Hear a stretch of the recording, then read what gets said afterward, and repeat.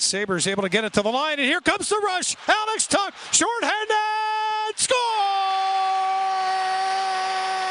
He's done it again! Alex Tuch, 4-1 Buffalo. After 15 total goals, 7 fights, a combined 102 penalty minutes, the Sabres went the distance and landed the knockout punch against Tampa Bay in a high-scoring affair, 8-7 in regulation. Your Buffalo Sabres are on top of the Atlantic Division. The last time the Sabres held the top spot in their division at this stage of a season or later was April 11th of 2010, when they won the Northeast Division in Lindy Ruff's first stint with the team. The Wagon returns to action tomorrow at 7 o'clock, hosting the San Jose Sharks. Another trade for the Buffalo Bills. As NFL Network's Ian Rappaport reports, the Raiders are trading for Bills veteran cornerback Taron Johnson. It's a 6-7 pick swap. Johnson was announced as a release, but not officially on the wire as of yet, so Las Vegas pounced. And over the weekend, the Bills and center Connor McGovern reached an agreement on a 4-year, $52 million deal that includes $32 million guaranteed, keeping him out of free agency. Around the NFL, the legal tampering period begins today. Cornerback Trent McDuffie agrees to a 4-year, $124 million extension with the Rams, making him the highest-paid cornerback at $31 million per year. Josina Anderson reports that the market for free agent Alec Pierce may be too much for the Patriots, but the 49ers might pay it. And NFL Network's Mike Garafolo reports momentum seems to have stalled around A.J. Brown trade talk. The Rochester Americans, they fell short to the Laval Rocket once again 4-3 in a shootout on Saturday night. They're back in action on Wednesday, hosting the Utica Comets. That's your Paddock Chevrolet Sports Update. Paddock Chevrolet with you for the extra mile since 1935. I'm Joe Cali in Western New York's voice of the fans, WGR.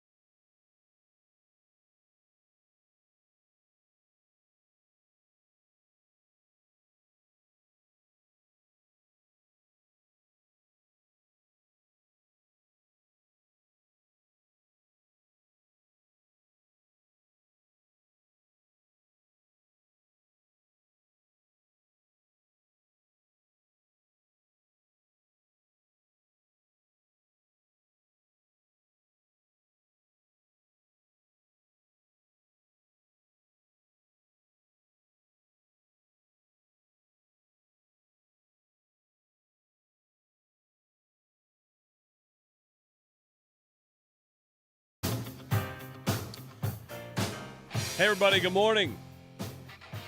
I spent the last, what time did I get home? We got home at like 10? Yeah, 10-ish. Yeah, 10-ish. 8. I spent the last 8 hours deciding how sheepish I should feel about feeling that good about a game in March. It's a March hockey game, and was it the greatest sporting event I've ever been to? It's up there. I was going to say, it might be in the conversation. It's not a long list. Man. I was comparing it to Game 1 of the World Series last night. Like, that might have been better, as good. I liked somebody on Twitter. Somebody made the comparison of the Bills' perfect game against New England. I kind of like that one. Yeah. I mean, it's not a playoff game. I like the Ottawa fight game. It was just... It wasn't a playoff game, but it felt like a playoff game. Better. I know it wasn't. It felt better than some playoff games I've been to. I mean, it's been a long time since we've been to some playoff games. Oh, man. Jeremy and Joe, good morning. Owen's here. Alt Joe's here. Guys, I feel like we should just go quad box and talk about our lasting memories of last night, because we were all there together, which is magical in itself. 2-3 months ago, we got these tickets from work. We must have won some sort of karma lottery, and I got just sitting on these tickets for months. I got 4 tickets, so I text you guys like, oh, perfect. How about the Tampa game? Sounds good. That'll be a Sunday. That'll be fun. Sunday game in March. Right. Never mind, it's going to change your life. Yeah. I mean, that was insane. Well, this was shaping up to be great, for a couple of weeks now. And then, it all comes to a head. And there's no words to describe what that was last night. I mean, for people like me and Joe Callie over here, like, we've never seen that and felt that. Yeah. Not with real brains that could understand what was happening. And it was unbelievable. Do you have one now? Debatable. Right. Yeah. Jury's still out. Mush from last we'll night. Figure it out. I mean, but man, what a night. Yeah, it just in that atmosphere. I thought the Vegas atmosphere when we were there for Jack Eichel's return, the Olympic, all of that stuff, I thought that was unbelievable. Sitting down there while 7 fights occur at different moments throughout the game, it was just unbelievable. And like Owen said, I've never experienced anything like that inside a KeyBank Center. I really haven't. It's unbelievable. I really think the atmosphere last night, the crowd was insane, and it made me realize. The Tuesday game against Vegas last week, or any of the other times Eichel returned and they played Vegas, or any of these other games in the last 5 years, 3 years, when the atmosphere has been really good, and we're like, oh, you know what? The crowd was back tonight. The fans were back. No. We forgot what a 10 looked like for your atmosphere. Yeah. Because that was what last night was, and that has not happened, that crowd last night, in 15 years. That's hard, and maybe more than that. It's hard to get an atmosphere like that. You need everything coming together. That's a generational game. Most teams don't have a game that happens like that in a season. You just don't have it. You don't have the stakes. You don't have the investment. You don't have the score. You don't have the drought. You don't have the back and forth. You don't have the drought. You don't have this new budding rivalry. There was a "We hate Tampa" chant. Yes, organically. We hate Tampa. I mean, everything about the night was incredible. And they're by the way, are in first place. In first The place. thing about this game is it finished 8-7 for their 7th consecutive win to go into first place. And I feel like that's the 8th thing I think about when thinking about all the things that happened last night. And by the way, they're in first place in the Atlantic. And now Tampa's got to win. They have to win their games in hand. They have 3 more regulation wins than the Lightning. Mm-hmm. I mean, there's just so much to get to. Well, I even did look up strength of schedule last night. Tampa's is harder the rest of the way. There was a buzz in the building, though, before the game even started. There was anticipation. People knew, you're right, this morning, the game being for first place ends up being a footnote. But people knew going into the game that this game was for first place. And then it lived up to it within 5 minutes of the hockey game. Yep. It became about something more than just for first place within 5 minutes. Yeah. It was more of, oh, no, this is more about we've arrived and you're going to have to deal with us. Yeah, didn't it feel like it was a decision that they made that, you know what, we're here now, and we know, you can almost know that Tampa's going to come at you like that in a game like that, in that spot, where you know that that's a pro team that wants to do something like that and wants to beat you up and go, listen, we're still king. And I would bet my life that Lindy went in that room before that and said, let's show them that we're here, that we are. Well, they certainly answered the bell when challenged for that. I would also say, though, Tampa came into that game looking for all of that. Yeah. I mean, Brandon Hagel was on a mission. He's on the Tage hit from behind when he doesn't have the puck 5 minutes into the game. Right. The Dahlin play, he's hitting Krebs from behind while he's on the ice. That dude came in with a mission to start a lot of that type of stuff last night. Well, these two teams played twice already this year in Tampa, and the games were also very good. I mean, this was the first game here, right? Yeah, they hadn't played here yet. They hadn't played here. And matchup for first place at home, you mentioned the crowd before the game. It's my new working theory, which is while it may be considered disrespectful to be hooting and hollering during the anthem, my new working theory is that more hoots and hollers during the anthems, the more tilted the game is going to be. Mm-hmm. Because that's happened a couple times this year. And the anthem was people trying to get the person off the ice to get things going. We've got a game to play here. Right. It was incredible. is electric. Me and Owen missed the national anthem because we were waiting in line for the 2-foot nachos. Seemed like a good move last night. We decided, this line's not moving long enough. We made a plan. Like, let's wait for the first TV timeout. Everyone will be gone by then. No one's going to jump in. We'll come out there. I am so grateful we did not have a boat of 2 feet of nachos in our laps. The poor as people all of that was happening in the first period. Would have been on people the- ahead of us. It would have been on the Oh, we ground. would have dumped them. Underwater. At some point, I think I'm going to throw these out. We need to be able to jump up in the air Right. at a moment's notice. Owen and I we did walk past the Tage Parm, and it was full in there, and we were Yes. thinking about it. We were You like, almost could that did have happened? too. That would have been a It wasn't a good night for 2-foot boats. Yeah. No, not at all. Well, we'll take your calls on it. 803-0550. The Sabres are in first place, and Paul joins us at 7, Sal at 8. Sal was at the game. So, listen, it's the start of free agency, legal tampering in the NFL a little bit later today. But NFL news is going to start coming, so maybe we get some with Sal.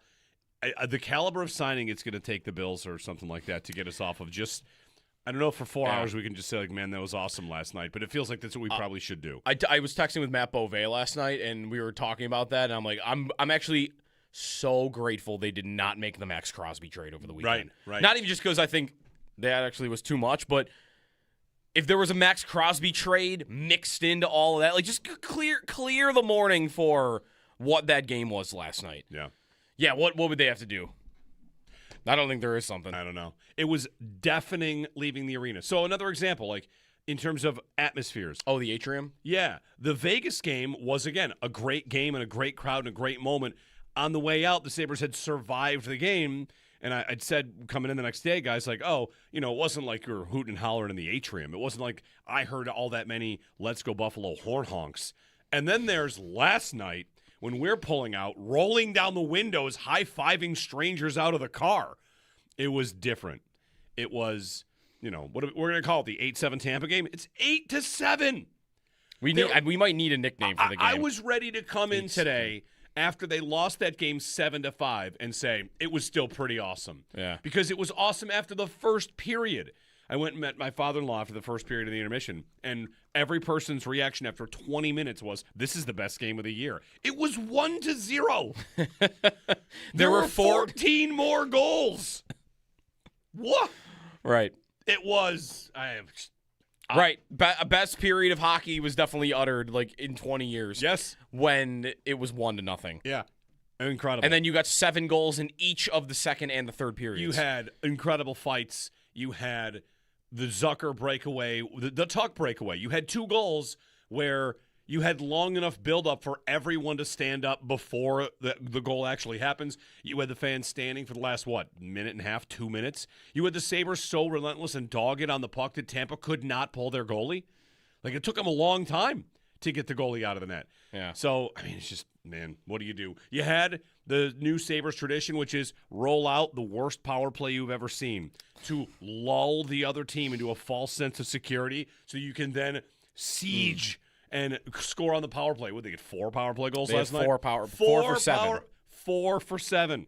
All right. Yeah. After what was the worst 5-on-3 you've ever seen? They got 1 scoring chance on a 2-minute 5-on-3. 5-on-3. Yeah. Amazing.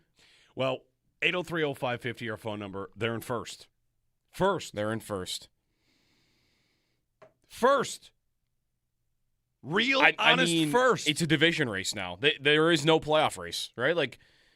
I'm not even thinking about I'm thinking about Tampa. I looked up this morning, not who does Detroit play, who does Montreal play, who does Columbus play, no, who does Tampa play this week? That's what I was looking up this morning. Now, not even watching these other teams yet, or right now. I'm thinking about how could you after last night and the place that they're in the standings? I'm thinking about a rivalry that rivals Carolina or Ottawa. If they were to play in the playoffs this year, are we going to just Tampa has been in the division for how long? Is it 2 decades now? It's a long time. Yeah, almost. Yeah. No, it was since the format changed. Okay, so it's been basically the amount of time the droughts existed. Gotcha. So 15 years pretty much. Yeah. And I've never really hated them. They just kind of have been there. And the next 4 years, is that going to be us just hating Tampa? I did think last night I think the Lightning might miss the Panthers a little bit being good. They will not see them come playoff time, and they replace the Panthers with the Sabres for everything. Yeah. Those 2 teams have been doing last night. Maybe not with the goals, but with the fights and all that. They've been doing that for 4 years. Ever since Tkachuk got there. They had a preseason game earlier this season where they had 400 penalty minutes in it. And then like multiple regular season games like that. The Lightning are used to games like that, which is why it's even more impressive the Sabres are not. Like, they've not played a game like that.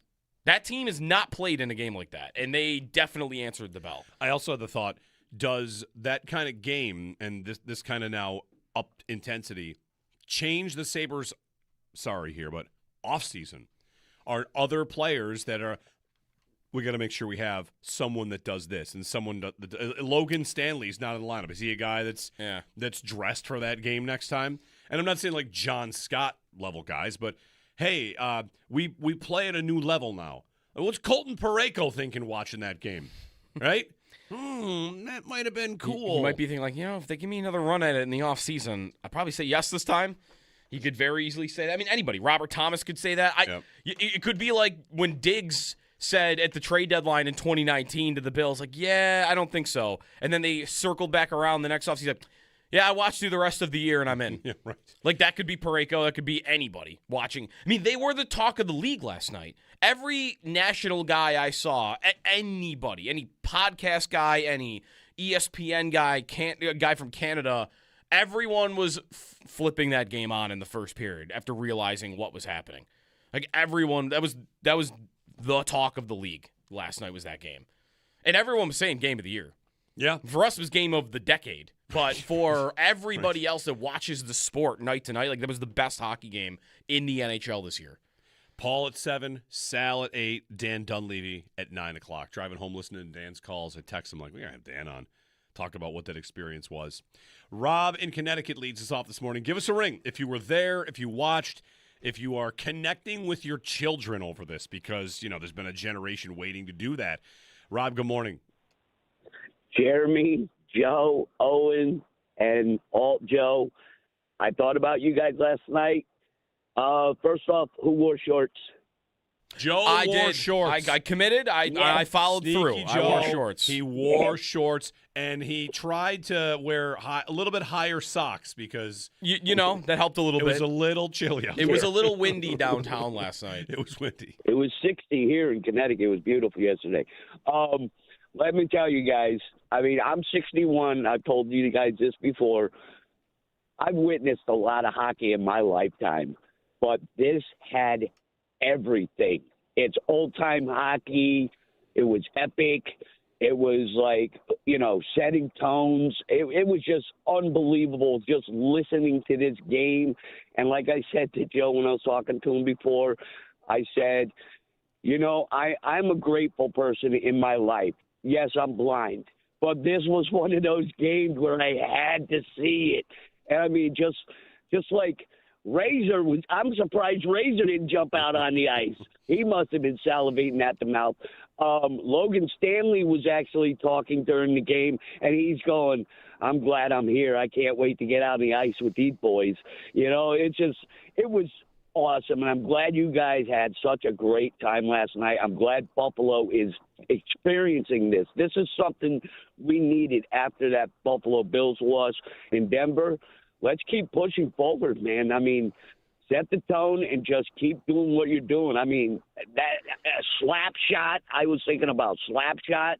I was like, this is great. This was old-time hockey at its best. Let's go Sabres. Thanks, Rob. Yeah. Welcome to the team, Sam Carrick. Yeah. Fight and a goal. Credit to him, too, because he was a middleweight fighting a heavyweight there. Like, Sabrin is the guy they call up a couple times a year for the games they think there are going to be fights in. Like, he's their Mason Geertsen. Yeah. And for Carrick to stand in there with him and then score a goal in the third period that was really important. I mean, emotionally it felt important. The Lightning had scored 5 goals in a row. By the way, I probably will look this up. How often does a team win in the NHL when they've given up 5 goals in a row in the game? That cannot happen often. So, yeah, Carrick was good. I mean, everybody. Did you see his video, like, giving the belt out in the locker room after the game? I did. Which was funny. Like, I don't know what just happened. Like, he even said, like, I give this to anybody right now. Yeah. Gave it to Darlene. Yeah. Darlene was great. I'll tell you one thing I liked, and we'll get to this. Maybe we'll just do this now. Like, Lindy Ruff talking about Luukkonen in the game and how he did not pull him out because he was in the battle. Man, did I ever like that answer a lot. I really liked the answer because the whole time we know, man, both these goalies are having a tough night.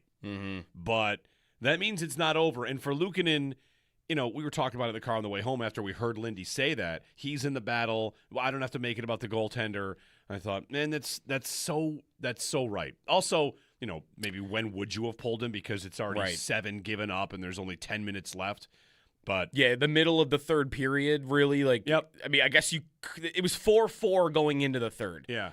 We're going to do it there? No, and I feel like maybe when Kucherov scores a minute in, but even then, like 5, Sure. I'm still thinking, I'm not thinking about it. Yep. I mean, I was thinking he wasn't having a good night. No, for sure. I mean, Rebounds he gave up. People have decided, many have decided that Alex Lyon is starting game 1 of the playoffs. But whatever, like he was in the battle, is what Lindy said, and I just feel like you've got a team that lifted up the goalie, and right when the final horn goes, there's the fight. There's another fight, which you can't see because the crowd is standing up. We were part of that crowd standing up, but you can't see the fight. We were on that side, so we couldn't see anything. And then when they finally split them, I could see Luukkonen, his mask comes off and the hugs begin, and I feel like I could see Luukkonen say to whoever the first skater was, be like, oh, you guys really helped me out there because he had a rough night. But, I mean, should I check goals saved below expected for both goalies? I haven't even looked. Are the fancy stats going to tell me this game was supposed to be 2-1? I haven't looked at a single fancy stat. But yeah, who cares? No, I mean there were chances. I mean, I was thinking about that matchup last night, like what this game would look like in the playoffs. I thought about a couple of times that I thought about Tampa and the 06 Flyers.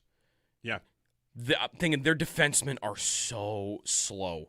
When the Sabres are making their defensemen look so slow. And you really look at their depth chart and like Cernak, who didn't come back after he fought Kesselring in the second period, but Cernak is this, and Radish and Hedman at this point, McDonough, who's 36. Like, they've got a slow blue line. And they're physical, but man, the Tuck goal and the Zucker goal are both this. Like, they just cruise right past those defensemen. The Sabres, every time I watch them play, especially when I go to games, we talk about their superpower often being the top 4 and how they activate. The other superpower is the team is just flat out fast all over the lineup. Yeah. The whole team is fast. And that's why I think of the 06 Flyers. That was the story there. Like, Sabres and Flyers matched up in the first round, and Hatcher and all those guys, like, Philly could not match the Sabres speed with their blue line, and I felt like Tampa was a little bit of that last night. Yeah. Will in Hamburg. Will, good morning. Oh, my God, gentlemen. First of all, thank you very much, as always. You guys do great. I'm sitting here watching that game last night.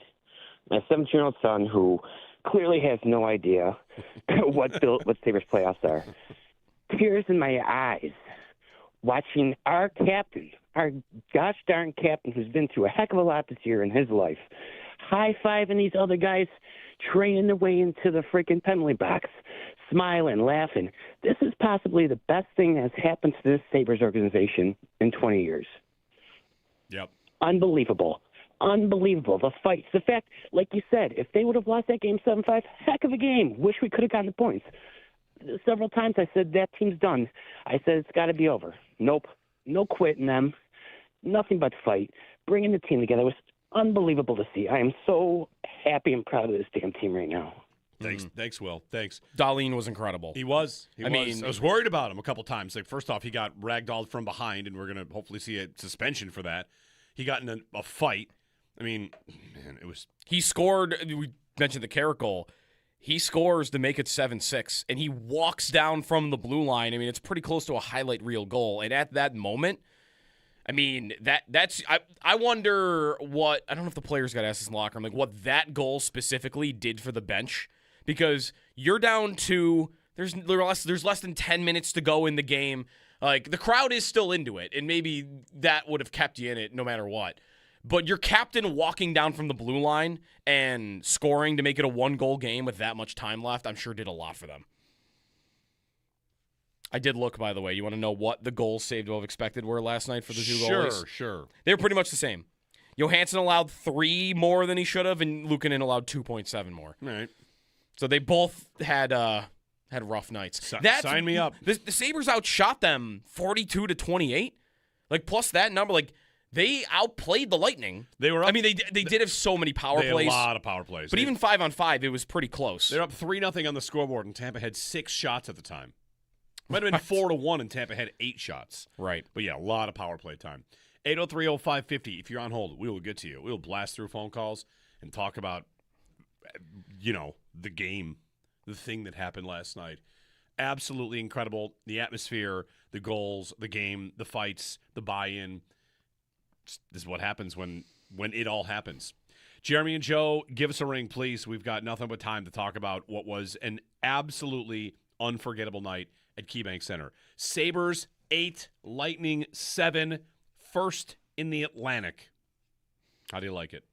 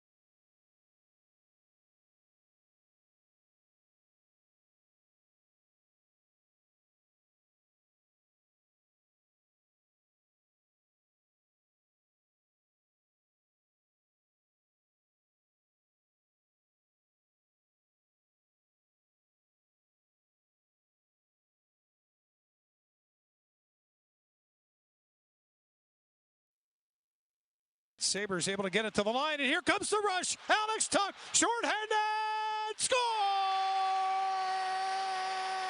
He's done it again! Alex Tuck, 4-1 Buffalo. After 15 total goals, 7 fights, a combined 102 penalty minutes, the Sabres went the distance and landed the knockout punch against the Tampa Bay Lightning in a high-scoring affair, 8-7 in regulation.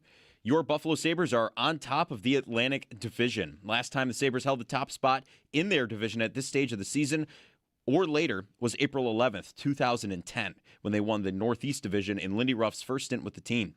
The wagon rolls on tomorrow at 7 o'clock. They host the San Jose Sharks. Another trade for the Bills. As NFL Network's Ian Rappaport reports, the Raiders are trading for Bills veteran cornerback Taron Johnson. Sources say it's a 6-7 pick swap. Johnson was announced as a release, but not officially on the wire yet. Las Vegas pounced on the opportunity. And over the weekend, the Bills and center Connor McGovern reached an agreement on a 4-year, $52 million deal that includes $32 million guaranteed, keeping him out of free agency. And around the NFL, the legal tampering period begins today. Cornerback Trent McDuffie, he agrees to a $124 million extension with the Rams, making him the highest paid cornerback at $31 million per year. Josina Anderson reports that the market for free agent Alec Pierce may be too much for the Patriots, but the 49ers might pay it. And the NFL Network's Mike Garafolo reports momentum seems to have stalled on A.J. Brown trade talk. The Rochester Americans, they fell short to the Laval Rocket once again, 4-3 in a shootout on Saturday. They're back in action on Wednesday, hosting the Utica Comets. Those are your Paddock Chevrolet sports headlines. Paddock Chevrolet, with you for the extra mile since 1935. I'm Joe Cali on Western New York's Voice of the Fans, WGR.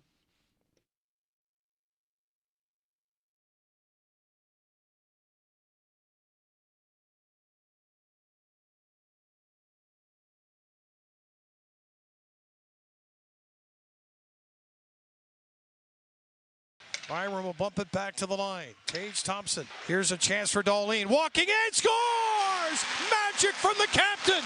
And it's back to a one-goal game. 7-6. Lightning with the lead. Quick up here, and here's a break. Zucker to the net. Back and scores!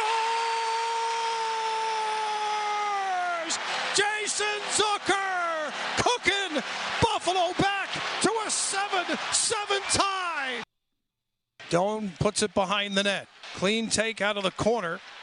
Shot off the bar, scores! First one didn't go in, second one does. It's a power play goal, and the Sabres have the lead, 8-7.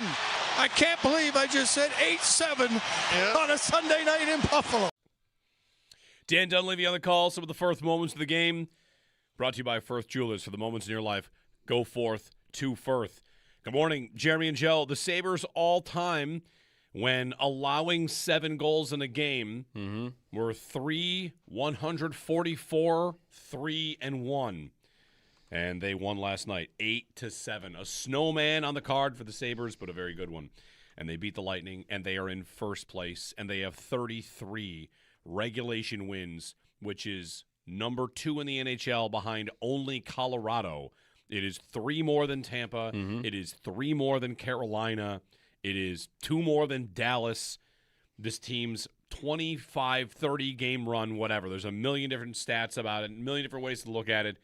But whether it's a sleeping giant that is awakened, they have seen it with their own eyes, too. I'm loving that. As much as we talk about all of the young people that haven't lived through this, these Sabres players that have been told about it. No, really, if you get good, it gets nuts here. And it's fully happened. It has happened. I want to see coins at Wilson Farms in the next 20 minutes. All right, start selling your coins with the players' faces on it. That's how you know it's legit. Jeremy and Joe, good morning. We're just talking about it. Just wake up and be like, hey, how about that? Remember that last night? The Zucker goal. If you're Tampa, you're like, how do we give that up? Yeah. How does he get behind the defense? With minutes to go, you're in the lead. I mean, I totally thought they were cooked when it got to 7-5. The Kucherov goal, which is the one that slides all the way across, and Well, that was the I think Hagel was 7-5. okay. Maybe. And I am just muttering to myself, maybe as it's many are. It might be the 6-4 goal. Right. I thought they Maybe. were cooked multiple times. But I'm just shaking my head. I'm like, he shouldn't even be in the game. He's like, I'm going to get mad at this game because he just shouldn't even be in the game. And I think the goal anybody could have scored because he had the whole net to shoot at. But the pass he makes to Kucherov in the third was so good, and he shouldn't be in the game to make that pass. I'm glad they pulled that out of the fire. 3 goals to do it, by the way. And that was, so you mentioned there were 3 wins in franchise history before that last night when they allowed 7. They had not had one since 1993. So it'd been a long time since we did see one of those. 803-0550. Larry in South Florida is next up. Larry, good morning. Hey, good morning, gentlemen. I've had this sports season, Bills Sabres, I've had 2 disgraceful moments in my sports life. I flew home for the Ravens home opener, and yes, I was one of those fools that left early. And I've now watched that game on YouTube the last 10 minutes close to 100 times and regretting every single time I watch it. And last night was another one. So, we blew. I mean, think about this for a moment when you're talking about this game. We had 2 3-goal leads in the second period and blew both of them. So I'm like an idiot. I put on season 9 of Suits because I just want to finish the darn thing. And I said, all right, I'll get this show in during intermission. So I had the ESPN Plus app on, and I kept looking. I go, oh, it started. I said, crap, we're already losing 5-4. I said, no sense because I know it's going to happen. They're just going to. This has been a great year, but they're going to break my heart because they're going to fold. They're just not ready for a game like this. And so then my cousin Kenny starts texting me, and he says, dude, this is the greatest game. I said, I turned it off. He goes, what's wrong with you? He goes, put it back on. I was like, no. All of a sudden I look, and it's 6-4. I went, yeah, I'm so glad I'm not turning it on. So then I looked at the phone again. It's 6-5. I went, what the heck is going on? I go, nah, they won't be able to pull this off. Then I turned the phone again, 7-5. I went, yeah, I'm just going to keep watching this stupid show. And then he sends me a text. It's 7-7. Now, the message in there is basically, Larry, stop being an idiot. You're an idiot. Turn the damn game on. The good news is, Larry, nobody at the arena left. I want to say nobody left. 7-5, and it was still packed. Nobody left. Yeah, they learned from the Bills and what Josh Allen said. So then finally I turn it on and I see the game-winning goal, and I'm just like, I'm going to be up all night watching YouTube just to watch this period again. But the one thing that you guys couldn't see, which makes me so happy that we have him, Logan Stanley was in the press box, and it wasn't just during the intermission. It was during part of the game. And during some of Hagel's disgusting, dirty tactics, which I hope he gets suspended, but please, Lindy Ruff, when the next game comes, and every time Hagel's on the ice, please put Logan Stanley, because, guys, if you could have seen his face, he was looking like, yeah, I got you 38. Yeah, I got you 43. Number 90, no problem. I can't wait to see what this dude can do. And Hagel, to me, even I know we drafted him, but he's been dirty ever since he's got to Tampa. He's good. He's got a lot of skill.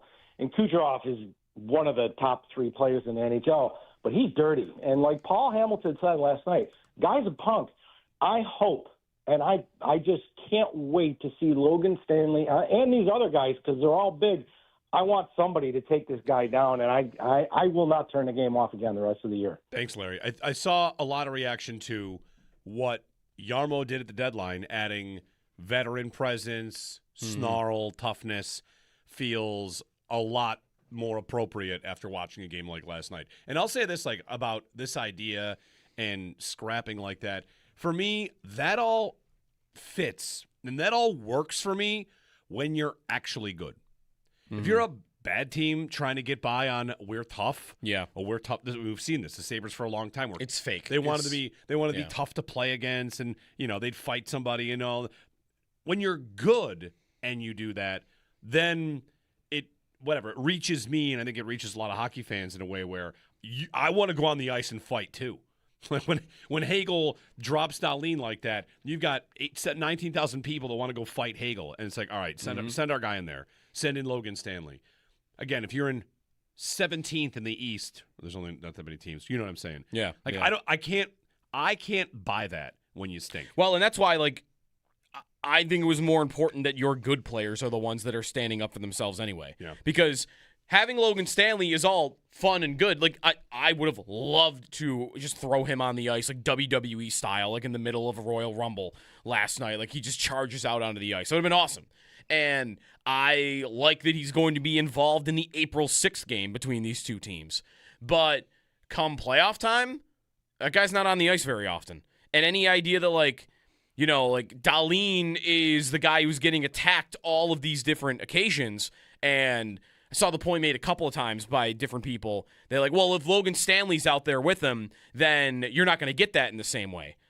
One, they've been doing this with the Florida Panthers for 5 years, and it does not matter who's on the ice. They're going to do this type of stuff. And two, I don't want Logan Stanley on the ice with Rasmus Dahlin playing 20 minutes a night in the playoffs. Right. Like, if he's sitting on the bench and that makes an impact, I guess you can think that. I don't. I like having him. I think it's good for all of this. But I think it's more important that Dahlin is a guy that's into that will get into that stuff. Tuck will get into that stuff. Thompson will get into that stuff. Doan is right there at the scene of the crime yesterday when Hagel is attacking him. Samuelson now is starting to answer the bell. He was not doing that last year and the year before. Benson will get in there on that stuff. Like Doan will get on that stuff. It's more important that your best players have that in their DNA than the guy playing 10 minutes a night is going to have it. Anybody can add a guy that has 10 minutes a night that's able to do it. Right. Last night's game is a team that is tough to play against, right? Like, we're fast, we're skilled, we're also not afraid to mix it up a little bit. And the first period, again, before it ends up being the greatest game I've ever been to, arguably, 1-0. I was desperately rooting for the game to get to the end of the first period at 1-0 because I thought... You wanted the ovation? Yeah. They're getting a standing ovation just for a period, and sure enough, they did. It was a standing ovation at the end of the first period. And to me, like you said, did they talk about that before the game? Did the players all kind of have a motive to show Tampa it's not different? This team wants to separate itself from the past, and it was Tampa's first time here, full building. They're the team in first. They got to knock off the mountaintop, and the Sabres came out ready to punch them in the face and ready to get punched in the face to do it. And that's inspiring stuff. Yeah. You know, you're there as a fan, sold out, like, hey, this feels like a magical run. And the Sabres like, we got you. Watch this game. We're going to fight these guys. We're gonna get nuts. Man, it was amazing.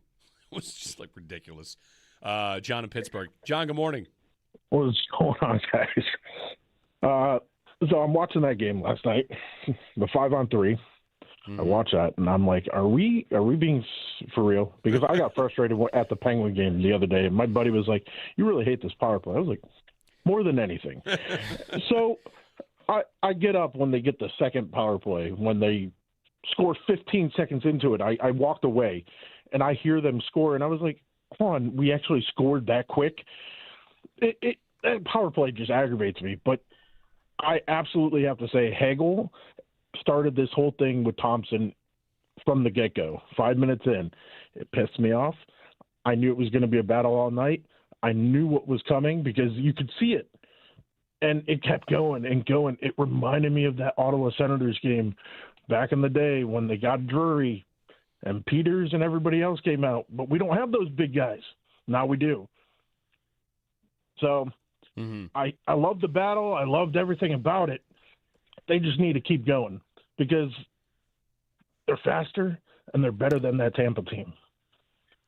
Have a good day, boys. Thanks, Sean. I think it is – you can say that this morning. They're better than Tampa. I mean, they won the game, but they won the previous meeting, and the previous meeting before that, they lost in the final minute of the game. Like, if it were a series, and I know it's not, and it would be a little bit different, maybe more intense, but – the first two games in their building and then the next game here, and you had the rest disadvantage, by the way, in the first two, you are up 2-1, and the other game that you lost was in the final minute. Like, I made the point about the defense of Tampa in the last segment. Like, I think it's a huge advantage for the Sabres. They are so much faster than that Lightning blue line. Like, I think that I think you could definitely argue they are a better team than the Lightning, straight up.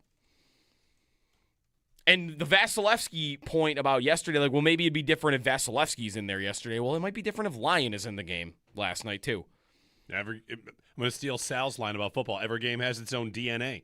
Yeah. Right? And that game last night, like, does Vasilevsky make stops? I don't know. Last time they played Vasilevsky, they got a bunch of pucks through him. They ran him out of the building in the second period. Yeah. The power play, by the way, from what I have number-wise here, had 6 scoring chances on 7 power plays and scored on 4 of them. What? I've accepted it. I nailed it last night. 4 goals on 6 scoring chances? I mean, Paul's going to troll us and troll me at 7 o'clock because that's the new rule. They have to have a terrible power play that makes you wonder if they ever practice, and then they'll just score power play goals anyway. They only had 10 shot attempts on 7 power plays. Not shots. Attempted shots. That's insane. Well, that's why we don't yell shoot at them. I guess they're picking their spots. 803-0550. The out-of-town scoreboard. Owen's tweeting about that. It was not a good night on the out-of-town scoreboard. It was the best night ever on the in-town scoreboard. 8-7. Atop the division. Yep. What's next? First in the conference? Yes. 2 points back, I believe. When do the Hurricanes play? Because the Sabres, I just want to check real quick before the break here. The Hurricanes play. They play tomorrow against Pittsburgh. Okay. At home. If the Sabres win and the Hurricanes lose, the Sabres are in first in the East. Yeah. All right. Normal stuff. 803-0550, your calls on what was a magical night. Paul Hamilton at the top of the hour, 7 o'clock here on WGR. Byram's getting angry deciding how sheepish I should feel about feeling that good about a game in March.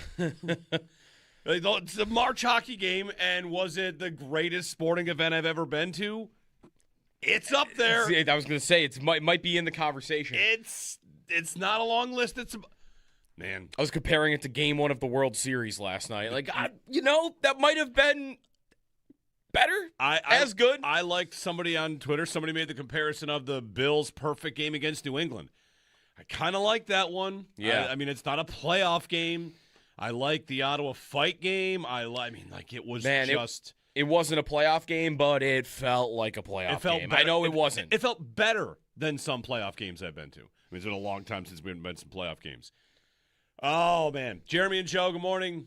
Owen's here. Alt Joe's here. Guys, I feel like we should just go quad box and talk about our lasting memories of last night because we were all there together, which is magical in itself. 2-3 months ago, we got these tickets from work. We must have won some sort of karma lottery, and I got just sitting on these tickets for months. I got 4 tickets, so I text you guys like, "Oh, perfect. How about the Tampa game? Sounds good. That'll be a Sunday. That'll be fun. Sunday game in March. Right. Never mind. It's going to change your life." Yeah, I mean that was insane. Well, this was shaping up to be great, for a couple of weeks now, and then it all comes to a head, and that. There's no words to describe what that was last night.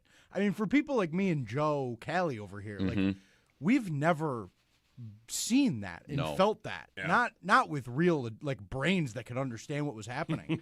And it was unbelievable. Do you have one now? Debatable. Yeah. Debatable. Right. Yeah. Jury's still out. mush from last we'll night. Figure it out. I mean, but man, what a night. Yeah, it just in that atmosphere. I thought the Vegas atmosphere when we were there for Jack Eichel's return, the Olympic, all of that stuff, I thought that was unbelievable. Sitting down there while 7 fights occur at different moments throughout the game, it was just unbelievable.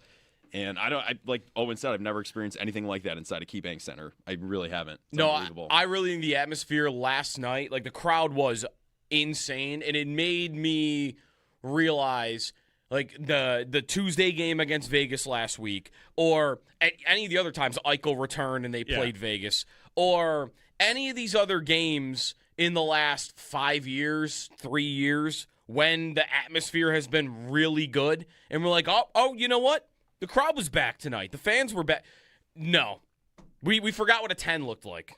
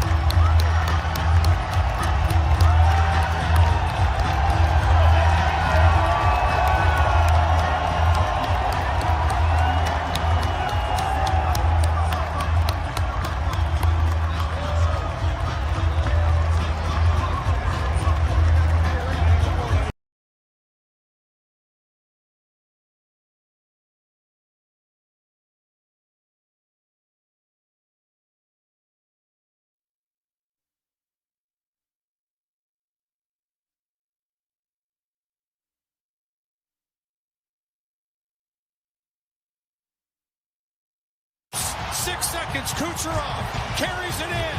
The Magic Man had it stripped. The Sabres are in first place in the Atlantic Division with the win. 8-7 the final. And yet one more melee. We'll talk to Dan Dunleavy at 9. We'll talk to Paul Hamilton at 7. Sal's popping in at 8. We'll get a little NFL stuff at 8 o'clock, but Sal was at the game last night with his son. Saw him in the concourse just walking through like, hey, see ya. And he showed video of them winning. I saw he tweeted out video from inside the arena. It was bedlam.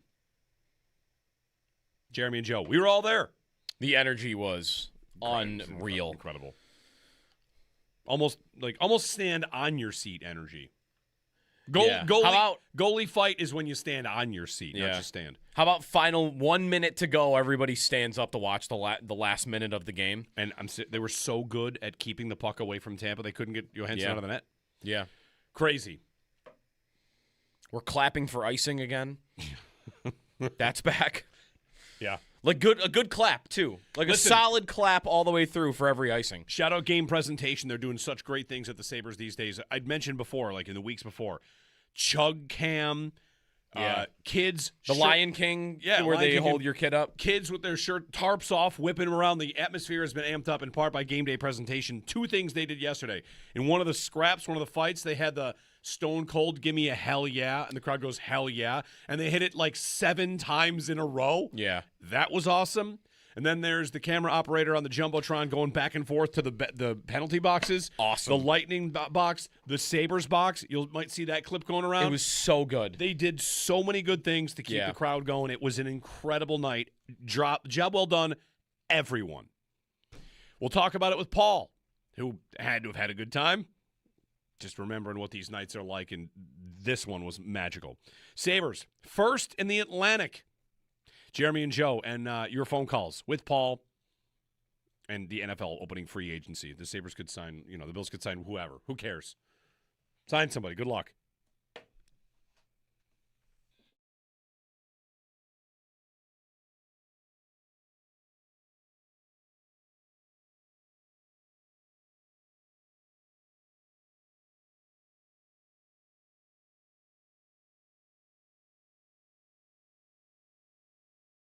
Well, 803-0550, our phone number. They're in first.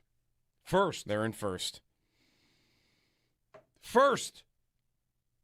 Real, honest first. It's a division race now. There is no playoff race, right? Like, I'm not even thinking about I'm thinking about Tampa. I looked up this morning, not who does Detroit play, who does Montreal play, who does Columbus play, no, who does Tampa play this week?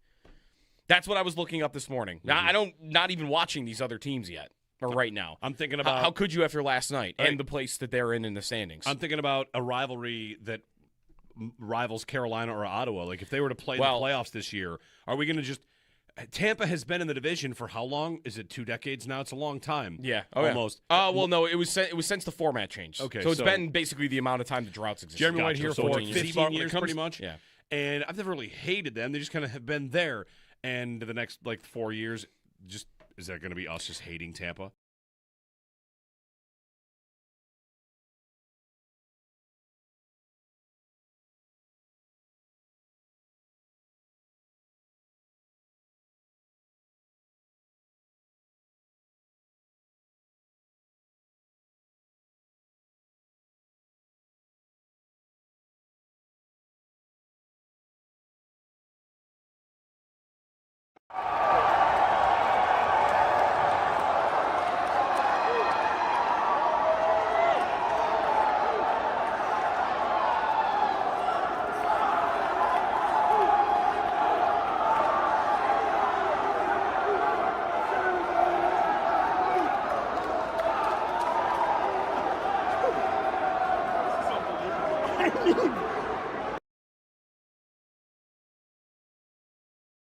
I spent the last 8 hours deciding how sheepish I should feel about feeling that good about a game in March. It's a March hockey game, and was it the greatest sporting event I've ever been to? It's up there. I was going to say, it might be in the conversation. It's not a long list. Man. I was comparing it to Game 1 of the World Series last night. That might have been Better? As good? I liked somebody on Twitter. Somebody made the comparison of the Bills' perfect game against New England. I kind of like that one. Yeah. I mean, it's not a playoff game.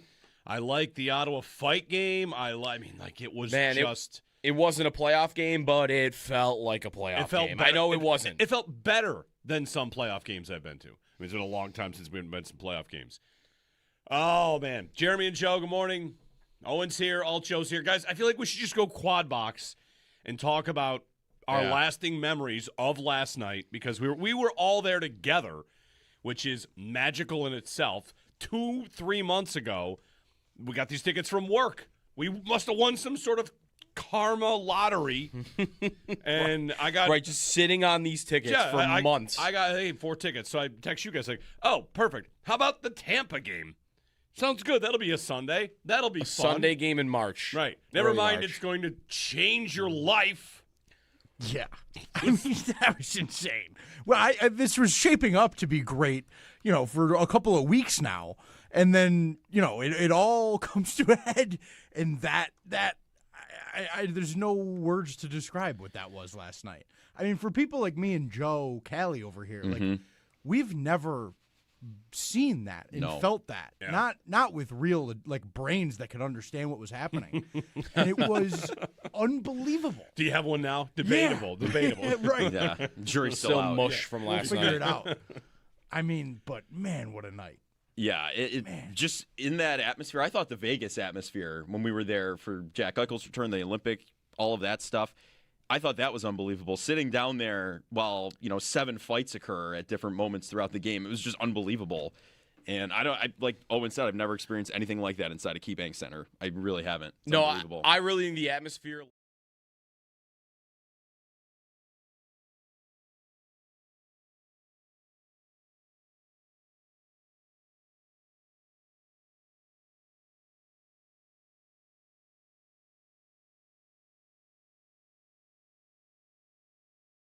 Sabres able to get it to the line, and here comes the rush. Alex Tuck, shorthanded, scores! He's done it again! Alex Tuck, 4-1 Buffalo. After 15 total goals, 7 fights, a combined 102 penalty minutes, the Sabres went the distance and landed the knockout punch against the Tampa Bay Lightning in a high-scoring affair, 8-7 in regulation. Your Buffalo Sabres are on top of the Atlantic Division. The last time the Sabres held the top spot in their division at this stage of the season or later was April 11th of 2010 when they won the Northeast Division in Lindy Ruff's first stint with the team. The wagon keeps rolling tomorrow at 7 o'clock, hosting the San Jose Sharks. Another trade for the Bills as the Raiders. They're trading for Bills veteran cornerback Taron Johnson. It's a 6-7 pick swap. Johnson was announced as a release, but not officially on the wire as of yet, so Las Vegas pounced on the opportunity. And over the weekend, the Bills and center Connor McGovern reached an agreement on a 4-year, $52 million deal that includes $32 million guaranteed, keeping him out of free agency. And in looking around the NFL, the legal tampering period begins today. Over the weekend, cornerback Trent McDuffie agreed to a 4-year, $124 million extension with the Rams, making him the highest-paid cornerback at $31 million per year. Josina Anderson reports that the market for free agent Alec Pierce may be too much for the Patriots, but the 49ers might pay it. And NFL Network's Mike Garafolo reports momentum seems to have stalled surrounding A.J. Brown trade talk. The Rochester Americans, they fell short to the Laval Rocket once again 4-3 in a shootout on Saturday. They're back in action Wednesday, hosting the Utica Comets. Join Bulldog and WGR in the fight against cancer by riding with the WGR Ride for Roswell team on Saturday, June 27th. When you sign up, you'll get a rider gift from WGR and Tom's Pro Bike on Walden Avenue in Lancaster. Not riding? You can still make a difference by donating to any of our team members. Every dollar goes directly to Roswell Park. Get all the details at WGR550.com. That's your Paddock Chevrolet Sports Update. Paddock Chevrolet with you for the extra mile since 1935. I'm Joe Callie on Western New York's Voice of the Fans, WGR.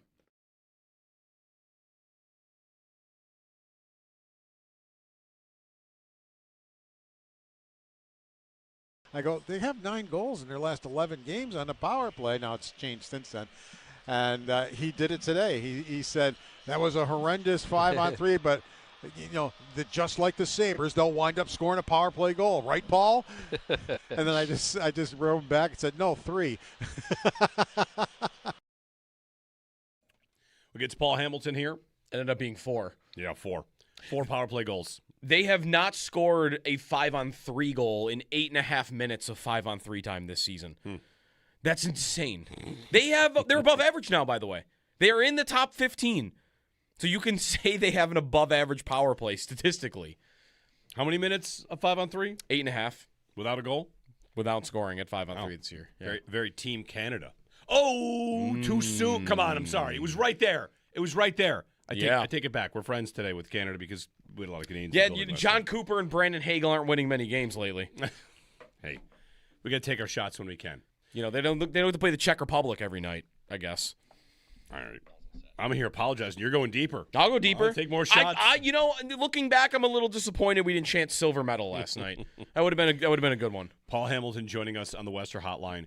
Paul, what a game, what a night. I mean, holy cow, right? It was. You've been in that building for how many games? Hundreds? Is the number in the thousands? And between that and the odd, and it's a Sunday in March, and it's a game that no one will ever forget. Yeah, I mean, I've probably sat through 8-7 games before at some point or another, but I just don't remember anything that just would rival everything we saw in there. I mean, it's just the physicality of the game. I've seen comebacks before, but I can't remember seeing a team take a 3-0 lead and then the other team go and 6-1 for the rest of for the next part of the game, and then the other team come back and outscore the other one 4-1 to end the game. I just don't remember that. I mean, 2 consecutive 7-goal periods. Right. I mean, no, I don't think I've seen that before. It was just insane. I mean. And, the Sabres, they never give up now. I mean, they just never, ever give up. And it was 7-5, and they just keep coming forward. They never looked like a team that thought, oh well, what time's the Sharks game? They just never looked like a team like that. It was just, they just kept coming and coming, and in their minds, just keep shooting the puck, just keep going to the net, just keep trying to do things. And hey, we know how to score goals. It's at the time it became 7-5. You still had half the period left, and you need a couple of goals. And they're like, fine, let's go get them. Paul, how much of what we saw last night do you think was the Sabres noticing or whatever, making a point of it being Tampa? I mean, this team is won enough this year to not think about just squeaking in, whether the message came from the GM earlier in the year or Alex Tuck in the locker room talking about the cup. Here's the team that is in front of them. It's the first place matchup. It's the first time getting them home in this matchup where it's Buffalo-Tampa at KeyBank Center. Like, it's hard to separate it. For me, it felt like they came out with a purpose in the first period. Before we got 15 goals, we had 1-0. And after the first, it was every bit as intense. It felt like it was a statement game, or at least they wanted it to be one. And it's like they weren't surprised at all that Tampa came after them. They weren't surprised at all that Dahlin wasn't surprised at all that Tampa came at him. I mean, they were expecting it. I mean, they know how the game was played in Tampa the last game, and they were expecting it, and they were there for it. Whether they want to fight or not, they were all there. They all showed up every time. Even Luukkonen showed up for one. I mean, because everybody was going up ice and nobody was realizing what was happening to Dahlin, but it was right in front of him, and he didn't hesitate. He came right out of the crease. He almost got there, and the referee got in front of him, and by that time Doan had noticed it, and then he was on his way, and he showed up. But Luukkonen, he had no problem coming out, and had the ref not stepped in front of him, he would have been right there. Do you think that play and any others went too far on the Lightning side of things? Hagel and Hagel really 3 different times because he's one of the guys that's hitting Tage from behind without the puck right away. He's hitting Krebs on the ice after the fight's over, and then, of course, the Dahlin play. Yeah, I mean, he should have been thrown out of the game. There isn't any question whatsoever, but this is the NHL. And this is the way the NHL is reffed, and you can watch any game you want in the NHL, and you see horrendous refereeing in almost every single one of them, affecting all the teams. And that was just another example. And not only should he have been thrown out of the game, after that happened, he had a goal and an assist. Mm-hmm. So if you throw him out of the game, it puts Tampa in a couple of binds. Number one, you're missing a forward, and number two, you're missing him. And I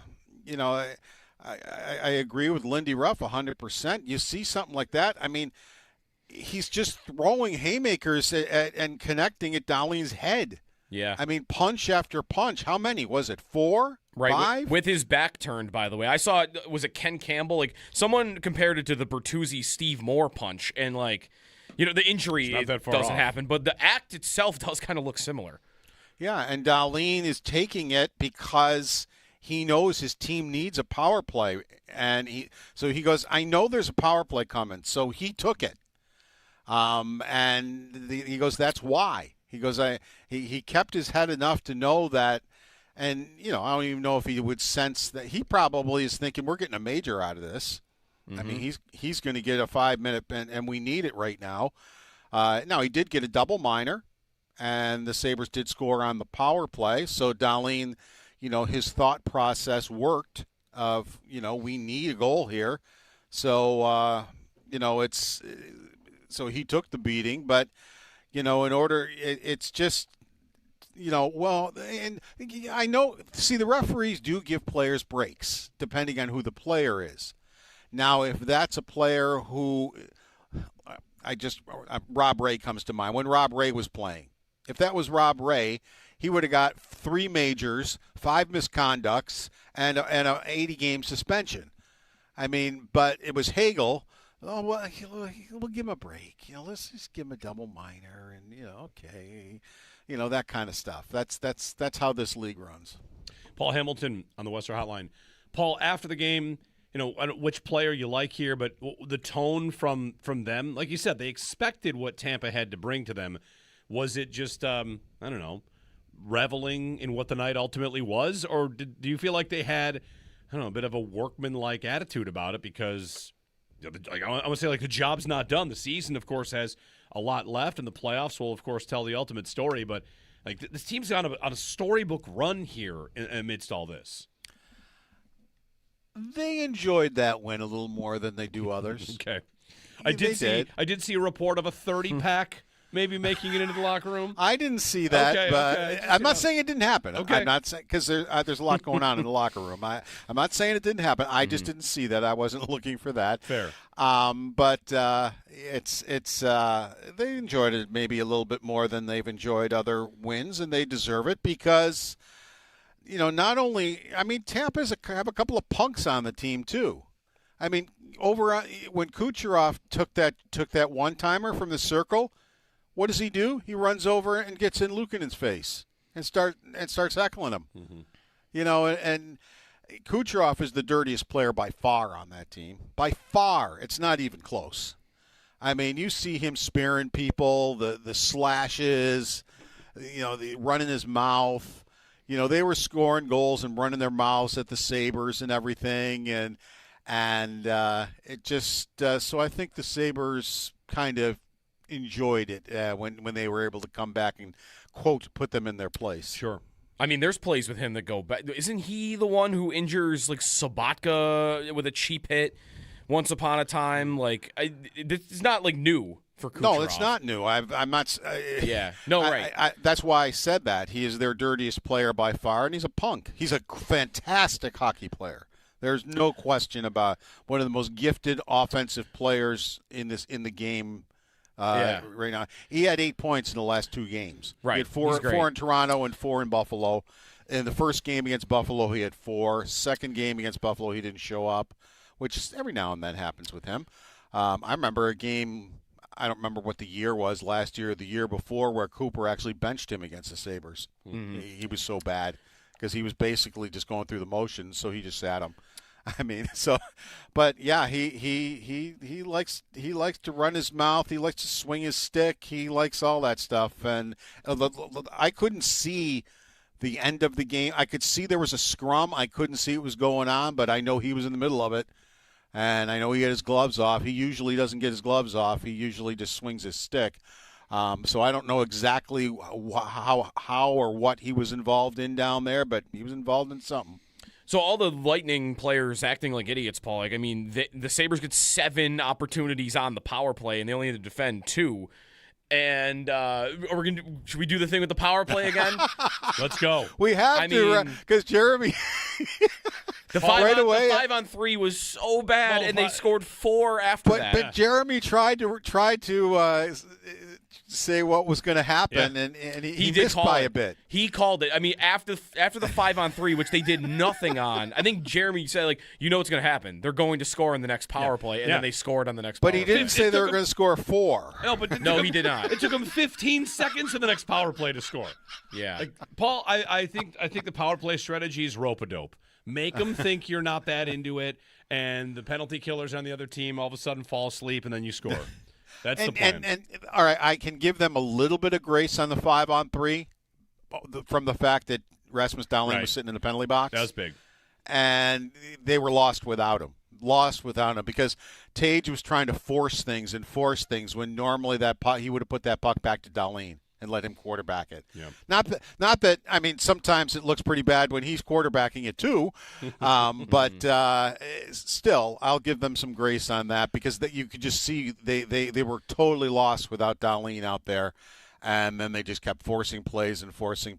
But by the end of the night, because 2 of the 7 power plays are there, so I guess they went 4 for 5 after that. So, first time this year they've scored 4 power play goals. Before we get to the new players, Paul, I want to ask their role in all this. I wonder, how did you like Lindy's answer about Luukkonen and the night that Luukkonen had?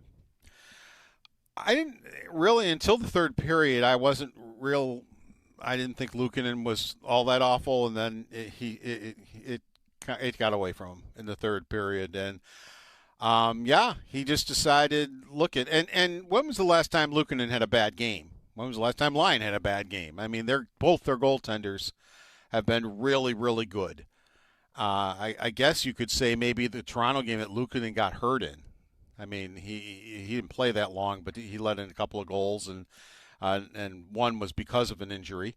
And but he just decided that let's keep going with it, and so did Cooper. I mean, it just neither goaltender. It wasn't their night. And it didn't matter because both teams were just going crazy and just shooting a puck. And because Cooper could have come back with Vasilevsky.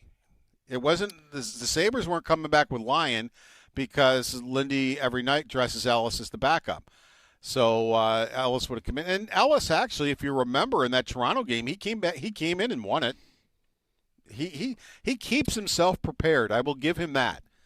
So just because Ellis would have come in, it wouldn't necessarily meant, well, he hasn't played in a while and whatever. And Vasilevsky could have been the guy coming in for the Lightning, but neither coach decided they wanted to switch the goaltenders. Like, nope, let's just keep going. Here we go. I thought about I don't know that I saw any comments from Cooper after the game. I wonder his thought and if he regrets how he played his goalies this weekend because Vasilevsky, I know the Sabres chased him last game and he hasn't been that good lately, but he is one of the best goalies in the world. And clearly your team knew how important that game against the Sabres were, that I wonder if he could go back would say, I should have given them Vasilevsky in the big game on Sunday rather than play him against Toronto, who's basically a dead man walking. Maybe. I don't know. I'll say this. Does Tampa know that was a big game? Well, I don't know that Tampa knows, but some of the players acted like it was. A lot of their players did. Well, the players acted like they just wanted to jump the Sabres because that's what happened. They hate each other now because of the physicality of the game before. Yeah. You think maybe they didn't know it was a big game until they were in it? teams have to get used to this is a new Buffalo Sabres team. Some teams might not be used to it yet. Yeah. That they're used to the last 14 years where you just come in and say, it's an easy game, whatever. Let's run them through the back wall and they'll all cry. And, that's not what's happening.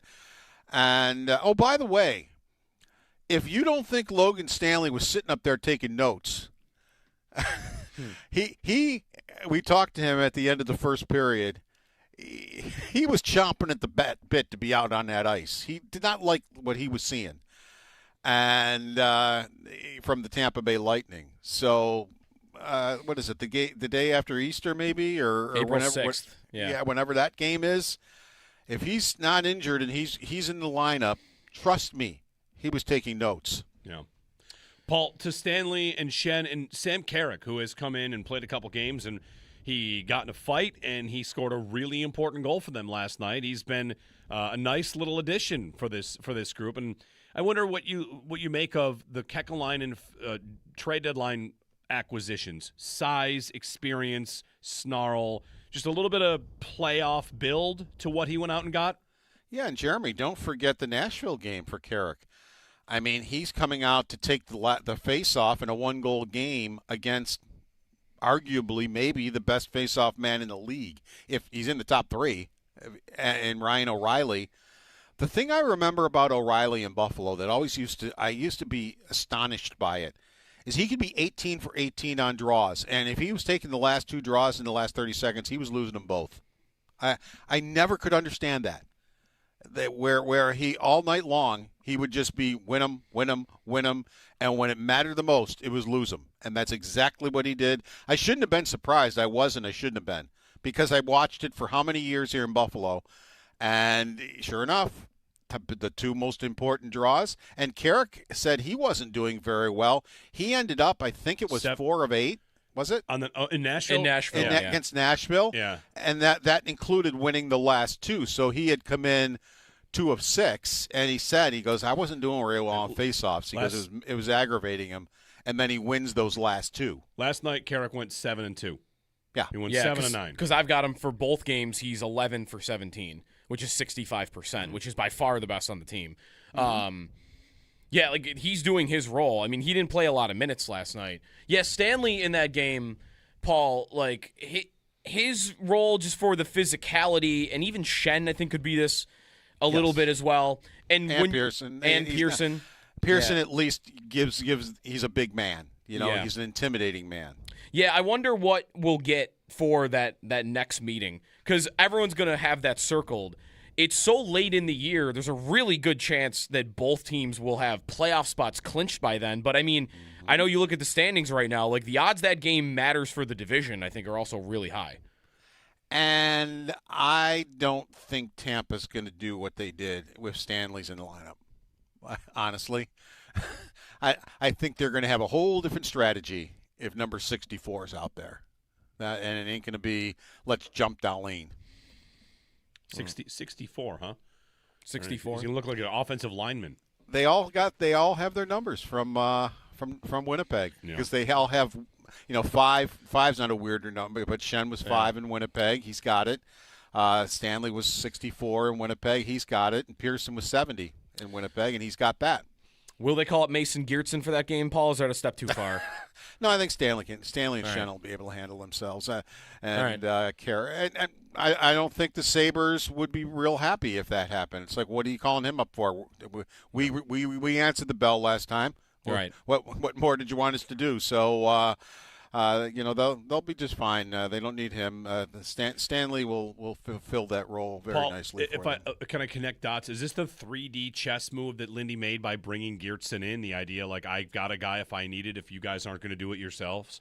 And then they decided to do it themselves. At this stage of the season, like, here you are saying, like, actually, he doesn't need to call that guy because they all got that message. Like, if there's one thing, if there's one thing this team kind of turned on, again, they win a lot of games, and maybe that helps them buy in. But Samuelson a year ago, the reputation is a lot different. You got a lot of players here that just kind of all of a sudden realize and accept that they've got to do that stuff. Yeah, they were all there, whether they won the fight or they didn't. They were all there. I've seen Malmstein. He doesn't fight all that often. I don't think he really likes to fight, but he will. He'll show up. And I don't remember him like winning too many fights like that. He actually fought Kesselring, if you remember, and when Kesselring had the Gordie Howe hat trick against the Sabres, and Kesselring beat him pretty good. I mean, he didn't win that fight, but I'll tell you, Malenstein took on Corey Perry, who's a tough customer. Yeah, he did all right, and he won that fight easily. I mean, he showed up for that. Kesselring has admitted he doesn't like to fight, but he absolutely will. Well, he wanted to fight in this game because they didn't let him fight the first time, and so he decided, let's do it 2 seconds into the next period, and dropped the gloves, and he did. Paul Hamilton, his appearance brought to you by Raylax Honda. Raylax, we got this. Paul, thank you. Hey, they play tomorrow. I was gonna say just game 2 of a 5-game homestand, so follow it up tomorrow against the Sharks. And the Sharks Thursdays, Washington. The Sharks are probably watching the highlights. Like, what we got to go play who tomorrow in this game? What is it, Jeremy? Their power play goal, was it 10 out of 13? You know what? I'm going to keep complaining about it because I feel like it's working. It's working. Yep. Thank you, Paul. Take care. All right, Paul Hamilton. His appearance again brought to you by Raylax Honda. I'm at the Tampa Bay Times website because not to say I don't trust this person, but I want to find the actual story here.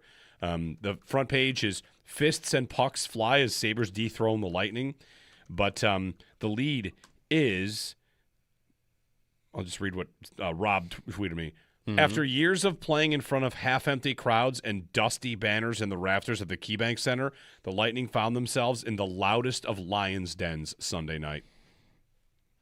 Wow, that's pretty cool. It was. It was gladiator stuff. It was the Ottawa fight game level. They got a standing ovation taking a face-off after a good shift, down 1 with 5 minutes to go. Like you're losing the game. Yeah. And it's like, come on, let's go. The Sabres, by the way, I think partially on the power play stuff, by my count, they have the 4th most special teams goals in the league this year. So you got to include the shorthanded for that because they are number 1 in shorthanded goals. They are 15th in power play. They gave up 5 straight goals. They gave up 5 straight goals. They're 4-1, and if you drove to the store, it was 6-4. What? What happened? And then they won. Down 7-5. They actually won in regulation. The game ending in regulation is nuts. Right, regulation. 803-0550, our phone number. Jeremy and Joe, Alt Joe, own here as well. We all went to the game. If you went, give us a ring. We'd love to hear from you. A lot of Sabres today. It's legal tampering in the NFL. Albert Breer has a note on the Bills dipping their toe in the Max Crosby waters. Of course, he goes to Baltimore for 2 firsts. We'll talk with Sal at 8 o'clock. We'll be talking Sabres, and we'll talk a little Bills with Sal as well. But still wide open for you to talk about the magic and what this season is doing for all of us here on WGR. Now from Tampa, here's a chance. Carrick walks in, scores! Carrick gets one back. 6-5 with 13:48 to go. His first in a Sabres uniform, and it couldn't have come at a better time.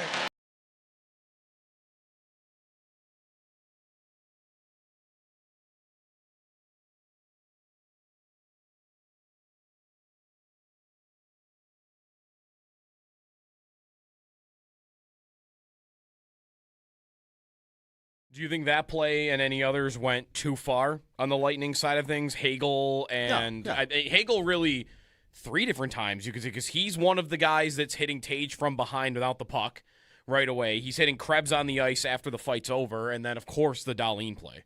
Yeah, I mean he should have been thrown out of the game. There isn't any question whatsoever. But this is the NHL, and this is the way the NHL is reffed. And you can watch any game you want in the NHL, and you see horrendous refereeing in almost every single one of them, affecting all the teams. And that was just another example. And not only should he have been thrown out of the game, after that happened, he had a goal and an assist. Mm-hmm. So if you throw him out of the game, it puts Tampa in a couple of binds. Number 1, you're missing a forward, and number 2, you're missing him. And, I agree with Lindy Ruff 100%. You see something like that, I mean, he's just throwing haymakers and connecting at Dahlin's head. Yeah. I mean, punch after punch. How many? Was it 4? Right, 5? with his back turned, by the way. I saw, was it Ken Campbell? Like, someone compared it to the Bertuzzi-Steve Moore punch, and, like, the injury doesn't happen, but the act itself does kind of look similar. Yeah, and Dahlin is taking it because he knows his team needs a power play, and he goes, I know there's a power play coming, so he took it. He goes, that's why. He goes, he kept his head enough to know that. And, I don't even know if he would sense that. He probably is thinking, we're getting a major out of this. Mm-hmm. I mean, he's going to get a 5-minute, and we need it right now. Now, he did get a double minor, and the Sabres did score on the power play. So, Dahlin, his thought process worked of, we need a goal here. So, so he took the beating. But, in order, it's just, and I know, see, the referees do give players breaks depending on who the player is. Now, if that's a player who, Rob Ray comes to mind. When Rob Ray was playing, if that was Rob Ray, he would have got 3 majors, 5 misconducts, and an 80-game suspension. I mean, but it was Hagel. Oh, well, we'll give him a break. Let's just give him a double minor, and okay. That kind of stuff. That's how this league runs.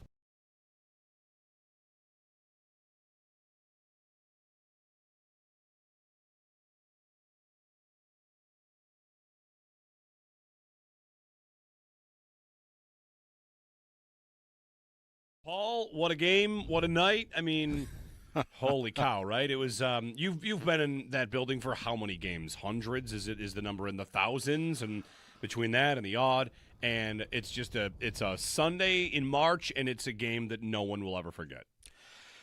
Yeah, I mean, I've probably sat through 8-7 games before at some point or another, but I just don't remember anything that just would rival everything we saw in there. I mean, it's just the physicality of the game.